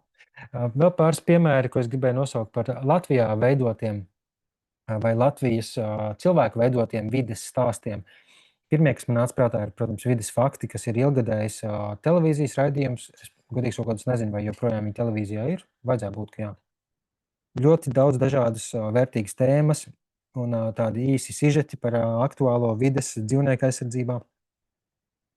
Ilmārs Tīrmanis, biologs, pēdējos pāris gados ir ļoti aktivizējies. Viņš laikam arī pats uzfilmē dabā visu, ko uzfilmē pats sevi no malas, uzrakstā to savu sakāmo, kas kādreiz bija, teiksim, žurnālā vides vēstis, viņam bija drukāti raksti. Tagad viņš tos pievieno pats savā tādā pasaku tēvočā balsī, ierunātā veidā, notiek tas un tas. Un cilvēkiem patiesībā arī ļoti patīk tādi stāsti, tāds mierīgs un dzīves gudrs tēvocis. Varat uzmeklēt tos viņa stāstus arī gan Facebookā, gan LSM-ā.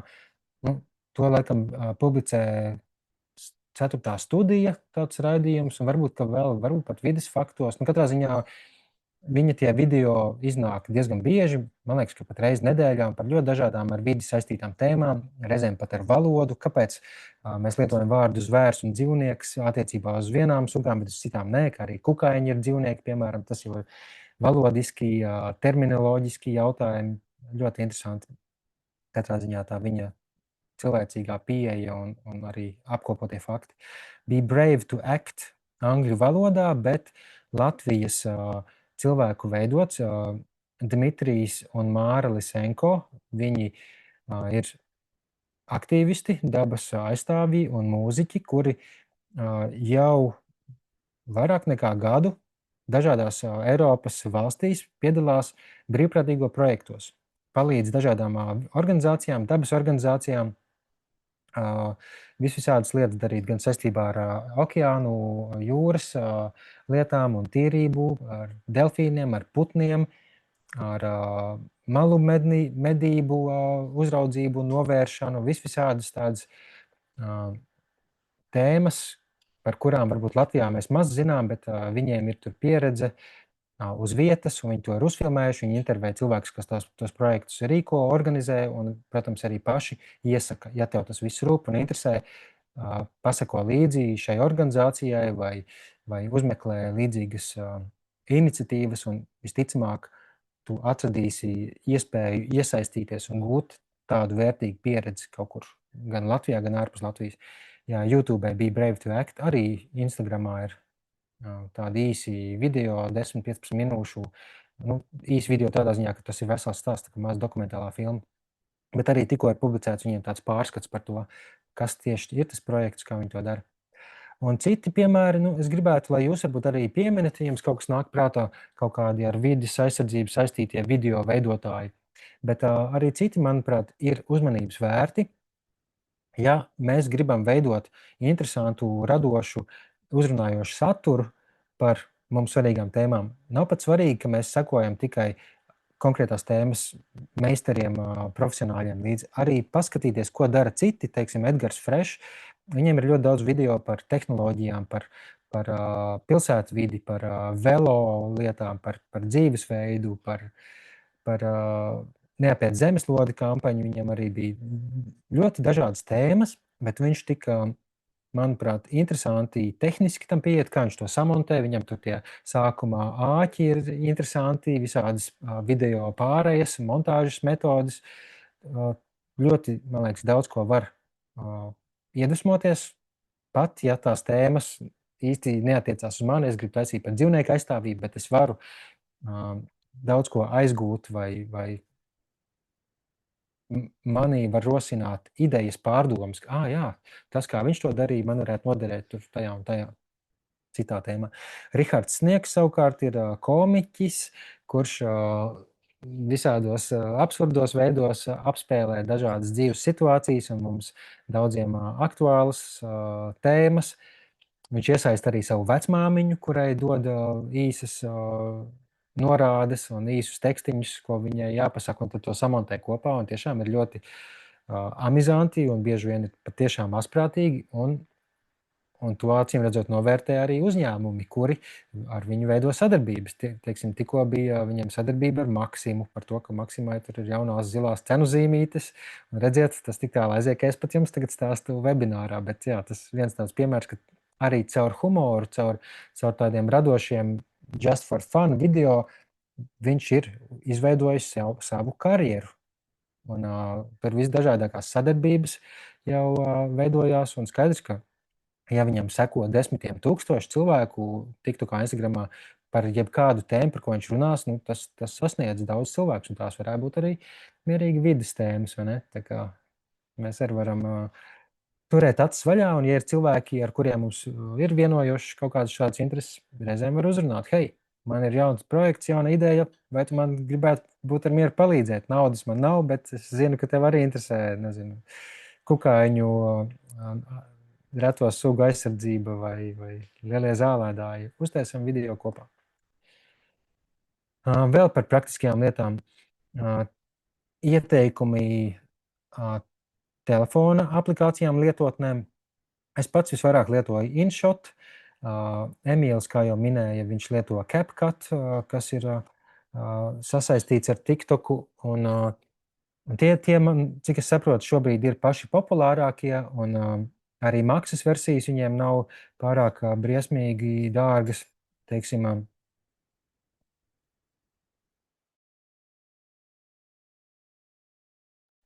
Gadā InShots maksā 19 eiro, savukārt CapCuts kaut kādi 60. Līdz ar to, ja tu gribi pilno versiju, kur nav šitā te ūdenszīme apakšā. Tas 20 eiro gadā, manuprāt, ir tiešām izdevīgs piedāvājums. It īpaši, ja tu veido regulāri tos video, un ja pat vēl, it īpaši, ja tev ir kaut kādi vēl piesaistīti ienākumi ar to video veidošanu. Bet jā, tur droši vien ir mazāk funkcijas nekā CapCutam, bet jā, es neesmu iedziļinājies. Un trešais, ko es te piedāvāju, kā piemēra, ir Edits, kas ir Instagram iebūvētais video rediģēšanas programma, un tās pamatfunkcijas, manuprāt, viņiem visiem ir vienāds. Arī te jūs apakšā varat redzēt podziņus. Ja audio sadaļa, teksts pa virsmu liekamais, stikers, jeb uzlīmītes. Var ierunāt pa virsu to voiceover tekstu atsevišķā celiņā, un tad, teiksim, labajā pusē pie edits var redzēt, ir vairāk tie kanāli, kur, teiksim, voiceover, tātad ierunātā balss, tas viens rozā celiņš, otrs rozā celiņš ir mūzika, kas skan, un viņus var pabīdīt, teiksim, lai tava balss sāk skanēt 3 sekundes vēlāk pēc mūzikas sākuma, vai tieši otrādi. Savukārt apakšā ir pats video, kurš arī ir sagraizīts gabalos, un, teiksim, arī pašu to video skaņu var izslēgt, lai skan tikai mūzika un tavs voiceovers, bet varbūt tu gribi, lai visi tie skaņu celiņi skan. Un arī tām pārējām programmām, manuprāt, ir līdzīgi, ir dažādi tie celiņi, un ir dažādas funkcijas, kuras var attiecināt uz katru no tiem celiņiem. Tā kā tas ir gaumas jautājums, varbūt atkarīgs no jūsu telefona, varbūt, teiksim, iPhone'os ir ērtāk un pieejamāk lietot citu nekā Androidos. Ir vērts pamēģināt dažādus. Un jā, līdzīgi kā ar to attēlu veidošanu, arī mans noslēguma atgādinājums, rosinājums ir nesatraukties par perfekciju. Mums nav jābūt ideāliem savos, it īpaši iesākumā posmā darbiņos, jo mēs daudz ko nezinām. Ir svarīgi, ka mēs tomēr ieliekam sevi tajā treniņa mindsetā, kaut kādā, savā ziņā rutīnā, kaut kādā ritmā, ka jā, ik pa laikam es tomēr uztaisīšu kaut ko vēl, pat ja tas nav nekas svarīgs, jo var izrādīties, ka, un tā arī bieži notiek, paiet pāris mēneši, un tagad ir tiešām kaut kāds ļoti nopietns notikums, kur man tās iemaņas, ko es ieguvu veidojot to nesvarīgo, teiksim, es aizbraucu savākt zirgu un kazu kakas, un es uzfilmēju, kā viņi tur grauž kaut kādus priežu zarus, un tas nav nekas tur pasaulī tur mainošs, baigi svarīgs, bet es caur to savu pieredzi piešaujos. Es varu ātri samontēt to video tā, tad labs pārējais efekts starp šiem diviem sagrieztiem video fragmentiem ir šis, ko es agrāk nebiju pamanījis, vai tur jauns veids, kā pievienot papildus, skaņu, ko es agrāk nezināju, ir tur atrodams tajā un tajā vietā, un tad jau, kad tev pienāk tas īstais kaut kāds izšķirošs svarīgais moments, tev jau ir zināšanas, tev ir pieredze, un tu vari daudz ātrāk radīt savai iecerēji atbilstošu rezultātu darbiņu, vai daudz brīvāk jau vari manevrēt starp tiem dažādiem rīkiem. Tā kā jā, ir vērts tomēr arī neperfektām, ne supersvarīgām lietām tās savas iemaņas ik pa laikam pieslīpēt. Nevajag kautrēties, un ja jums ir motivācija kaut ko lietas labā darīt, radīt, stāstus, kas cilvēkus iedvesmo, kas ziņo par svarīgiem notikumiem, tad vajag reizēm arī par nesvarīgo.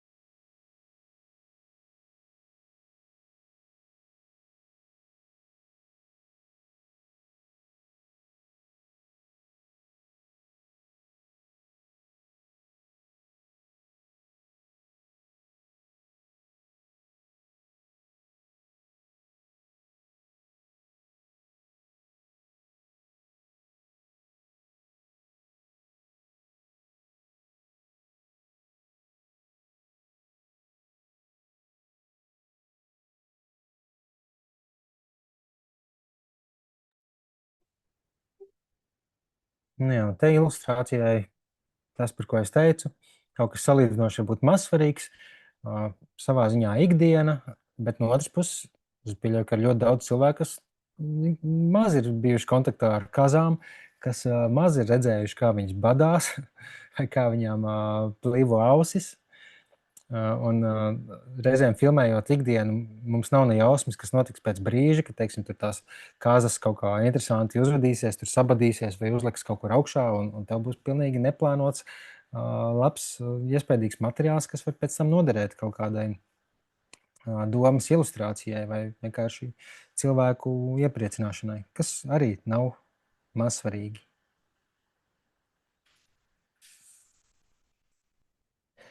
Nu, un tad beigās, jā, tad, ja mums ir materiāls, ko vai nu mēs paši esam izveidojuši, vai mēs esam sakombinējuši citu cilvēku veidot materiālu kā ilustrāciju kaut kādam svarīgam stāstam, ir ārkārtīgi svarīgi, kā mēs to publicējam, jo tu vari ieguldīt reizēm entās stundas, lai samontētu pāris minūtes vai pat 1 minūti garu video, bet ja tu neapdomīgi to publicēt, tam var būt milzīgi atšķirīgi ietekmi. Teiksim, ja es nakts vidū kaut ko publicētu pusnaktī 1, 2, visticamāk tas būtu ļoti neveiksmīgs lēmums, jo cilvēki pašurā guļ, un tā sauktais algoritms sociālo tīklu sistēma, kas ir fonā, ņem vērā, nu, vismaz es tam ticu, es esmu to lasījis un dzirdējis un pieredzēju, novērojis, ņem vērā, kas notiek pirmajā stundā kopš šīs ziņas publicēšanas. Līdz ar to, ja tajā pirmajā stundā vairums tavas lapas sekotāji guļ, tad visticamāk arī nekāda liela miedarbība tur nenotiks, un tas būtu iespējams izniekots materiāls, ko tu publicē nakts vidū. Tāpēc es arī tagad, teiksim, vakar izdomāju, ka es nepublicēšu vēlāk kā 8:00. Iepriekš es publicēju arī 9:00, bet tad es pamanu, ka cilvēkiem jau pamazām iet gulēt, un tās pāris 2, 3, 4 stundas, kas atliek tās ziņas nu, tai dzīves iesākumam, ir par maz, ka vajag ātrāk publicēt, lai paspēja ieskrieties tas materiāls, un pēc tam jau tad, teiksim, Facebook algoritms jau piešķir viņam tam materiālam, kā lai saka, kredītu, ne, bet kā latviski, nu, kaut kādu priekšrocības un sāk rādīt cilvēkiem vairāk. Tā kā tas ir viens svarīgais.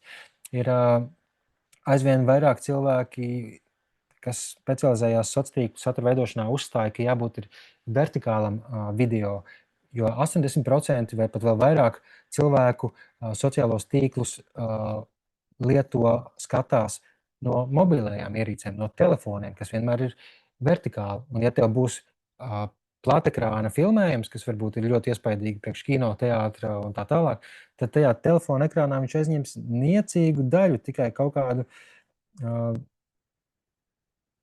kas notiek čatiņā, skaņa pazuda. Ok, Elīze saka, viss kārtībā.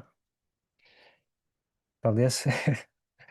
Ceru, ka Katrīnai viss sakārtosies, bet jā, ja kas, rakstiet arī komentāros. Bet atgriežoties pie tā, tiešām vertikālie video diezgan pārņem varu, tā teikt. Es joprojām bieži mēdzu likt arī kvadrātiskus video, kas manuprāt, ir pavisam ok, un tie labi izskatās arī datora ekrānā, atšķirībā no vertikāliem. Ja tu datorā skaties Facebook, tad tas vertikālais video bieži vien izskatās diezgan briesmīgi. Un vēl visādas nianses, kas atšķirās starp Instagramu, TikToku un Facebooku un attiecās tieši uz video. Piemēram, ir dažādas rediģēšanas iespējas. Es esmu lasījis un dzirdējis, ka šīs konkrētās sociālo tīklu platformas tev dod arī kaut kādas priekšrocības tad, ja tu video apstrādā iekšā tajā pašā Instagram edits vai TikTokā CapCut, ko tu sasaisti kopā aplikācijas, vai Facebook tajā video apstrādes programmā. Mans skaidrojums un sapratne ir tāda, ka sistēma pamana, ka tu izmanto sistēmas dažādus rīkus un būtībā paudz savu lojalitāti, savu interesi par tiem rīkiem, un līdz ar to tu esi viņiem vērtīgāks patērētājs, vērtīgāks lietotājs, un tāpēc viņi tev var dot kaut kādu priekšrocību, ka jā, ja tas video ir ar 4 dažādām lietām, teiksim, pievienota mūzika, pievienota kaut kāda uzlīmīte, tur kustīgi bildīte, pievienots teksts un pieregulēts kaut kāds kontrasts vai uzlikts efekts, tad viņš secina, ka, jā, tu esi mūsējais, tu esi tā kā bezmaz Facebooka draugs, jo tu lieto mūsu piedāvātās funkcijas, un tāpēc viņš tavu materiālu var parādīt vairāk cilvēkiem. To ir vērts patestēt tiem, kas no jums veido video vai attēlus. Arī mūzika mēdz atšķirties, teiksim, ir tā sauktās profesionālais profils un ir personiskais profils Facebookā un arī Instagramā. Un laikam atšķirībā no tā, nevis profesionālais, bet biznesa. Arī var būt atšķirīga pieejamā mūzika, ko tu vari savai bildei vai savam video pielikt klāt. Tas var daudz ko mainīt. Arī tie maksimālie garumi, ko es jau minēju, protams, YouTube, ko es vēl līdz šim vispār nebiju pieminējis, kas ir galvenais video ilgadējais, kā lai saka, galvenā platforma. Tas joprojām ir vienīgais, kur garā izmēra video ir dominējoši, un tur tiešām ļoti labi tas aiziet, un cilvēkiem parāda salīdzinoši vairāk. Savukārt visur sociālos tīklos, parastajos sociālos tīklos, vai kā to nosaukt, Facebookā, Instagramā, TikTokā, mēs ārkārtīgi reti, man liekas, pēdējos gados redzam video, kas ir garāks par varbūt 5 minūtēm, vai ne? Vismaz es redzu ļoti, ļoti reti. Sociālos tīklos ieliek to maziņo, kaut kādu ieskatu, kaut kādu kompilāciju, un tad ir aicinājums pilno skaties YouTube. Man liekas, tas tā pārsvarā ir. Un jā, tā sauktais thumbnail, jeb thumbnail ir tā kā bet īkšķa naks. Latviski to sauc laikam vienkārši par vāciņu, video vāciņu. Tas ir tas kadrs, kas rādās pašā sākumā, pirms sākās video atskaņošana. Un tas ir ārkārtīgi svarīgs, jo, piemēram, YouTube jūs labi zināt, ka meklēšanas rezultātos rādās tie vāciņi, un tur vienmēr ir kaut kāda cilvēka seja, tur dīvainā grimasē, un ir īsts tekstiņš par to, kas tad ir šajā video redzams. Un ir super svarīgi, ko tu tajos 3-5 vārdos uzraksti, jo no tā būs atkarīgs, vai cilvēks uzspiedīs uz tā tavu video vai nē. Un ar Facebooku un Instagramu viņi ir sinhronizēti. Viņos it kā var atvieglot sev dzīvi, vienlaikus augšu pielādējot caur tā saukto Meta Business Studio vai Business, kā to sauc, Suite, labi, es neatceros nosaukumu, bet var sinhroni publicēt Facebookā un Instagramā Zooteikai, piemēram, video, bet es nevaru tur izvēlēties to kadru, kas būs tas sākotnējais. Un Facebooks bieži vien izvēlās kaut kādu ārkārtīgi randomu, nepiemērotu momentu, kaut kādā nevis vietā, kur ir skaidrs saprotams, kas notiek, bet ir kaut kāda kustība un kaut kas ir izsmērējies vai kaut kāds tāds leņķis, ko es nekādā gadījumā neliktu kā reprezentatīvu kadru tam video. Savukārt Instagramā tur var ļoti viegli nomainīt to thumbnaila bildi, vāciņu bildi. Facebookam nevar, ja tu publicē sinhroni. Tāpēc es Facebookā vienmēr publicēju atsevišķi, jo es zinu, ka tur nekad nevar zināt, kāds būs tas rezultāts. Tas katrā ziņā ir ļoti svarīgi, kāds ir tas pirmais iespējas. Tas ir līdzīgi kā tas tā sauktais āķis, tās pirmās 2-3 sekundes.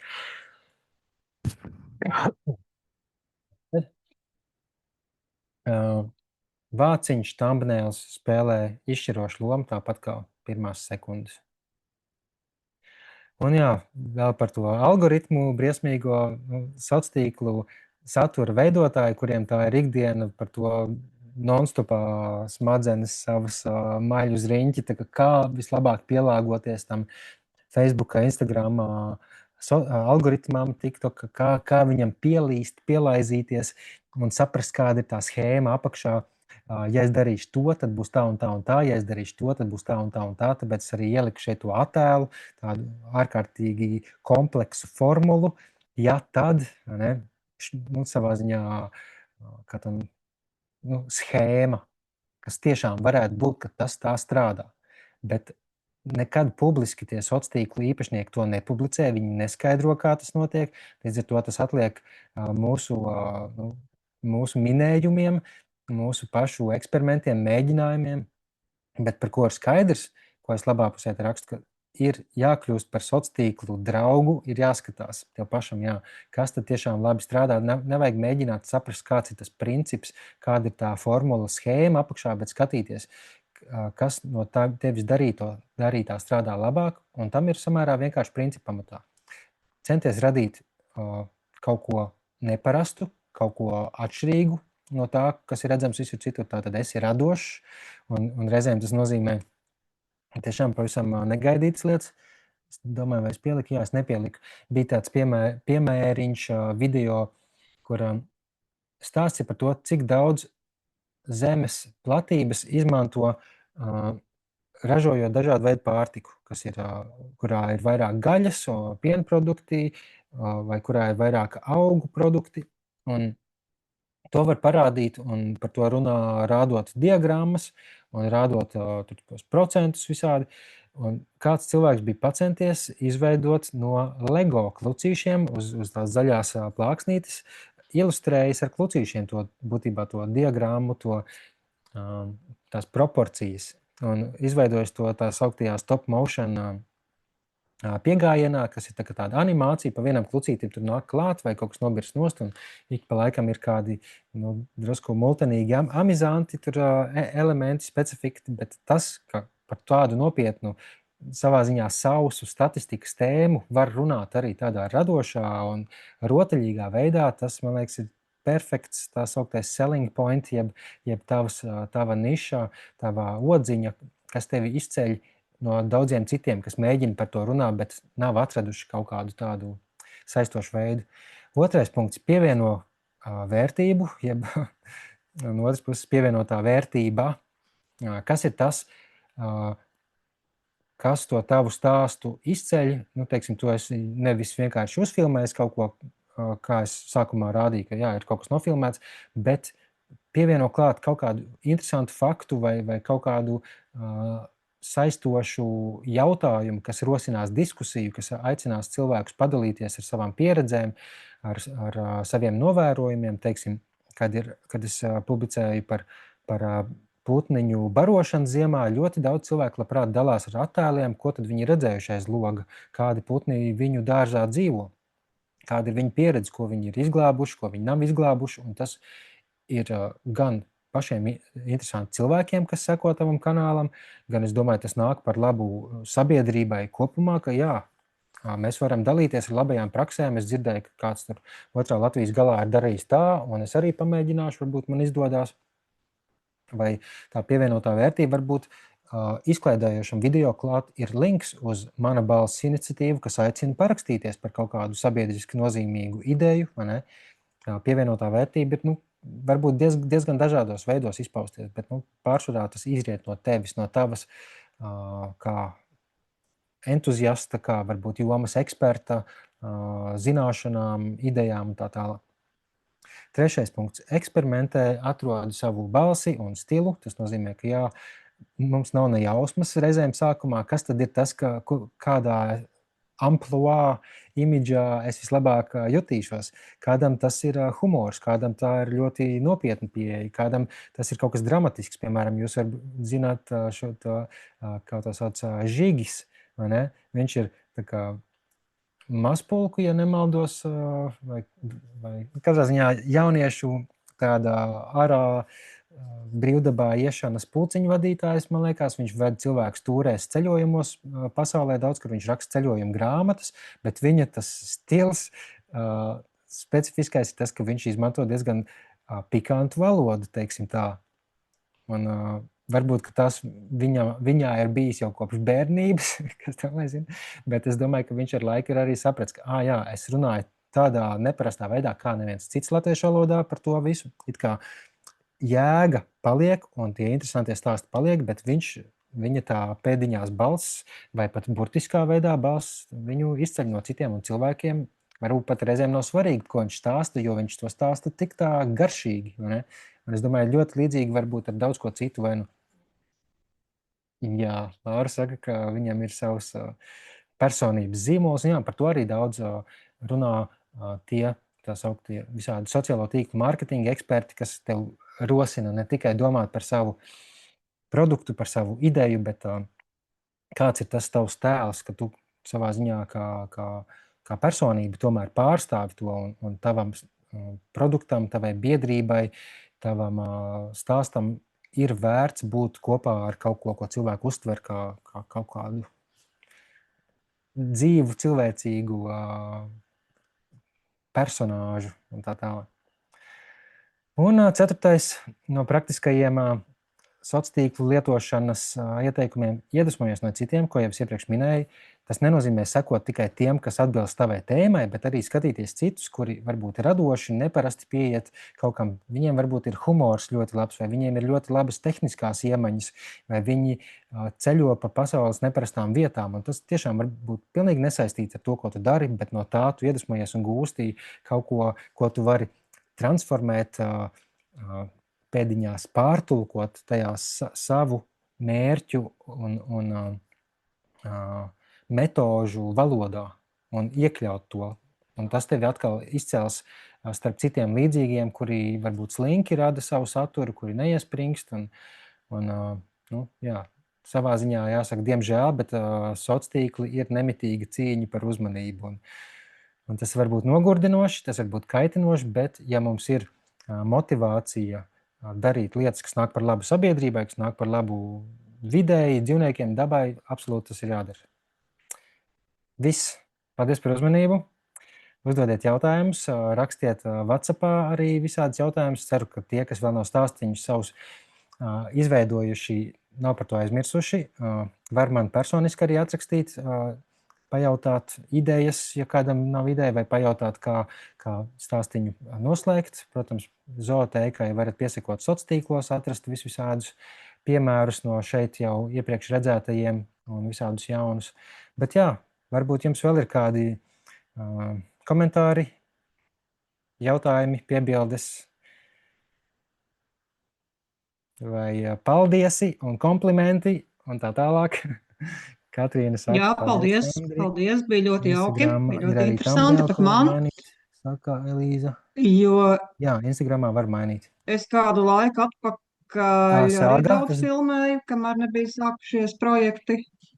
Bet tādā prāts konkrēti ar šī brīža video blāķi ir praktiski neiespējami, bet to laiku stāļu un kazu video bija baigi populāri.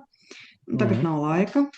Nav laika, jo nofilmēt jau ir viegli. Es varētu safilmēt tur dienā stundu garu materiālu, bet pēc tam tas ir jāsaliek kaut kā kopā. Bet jā, paldies, bija ļoti, ļoti labi. Paldies arī Emīlam, kurš laikam kaut kur aizskrēja arbūzu stādīt. Ko tur es nezinu. Bet varbūt kāds no projekta dalībniekiem tagad var kaut ko uzfilmēt, un mēs varam to publicēt. Tas būtu baigi forši. Jaunās zināšanas likt lietā.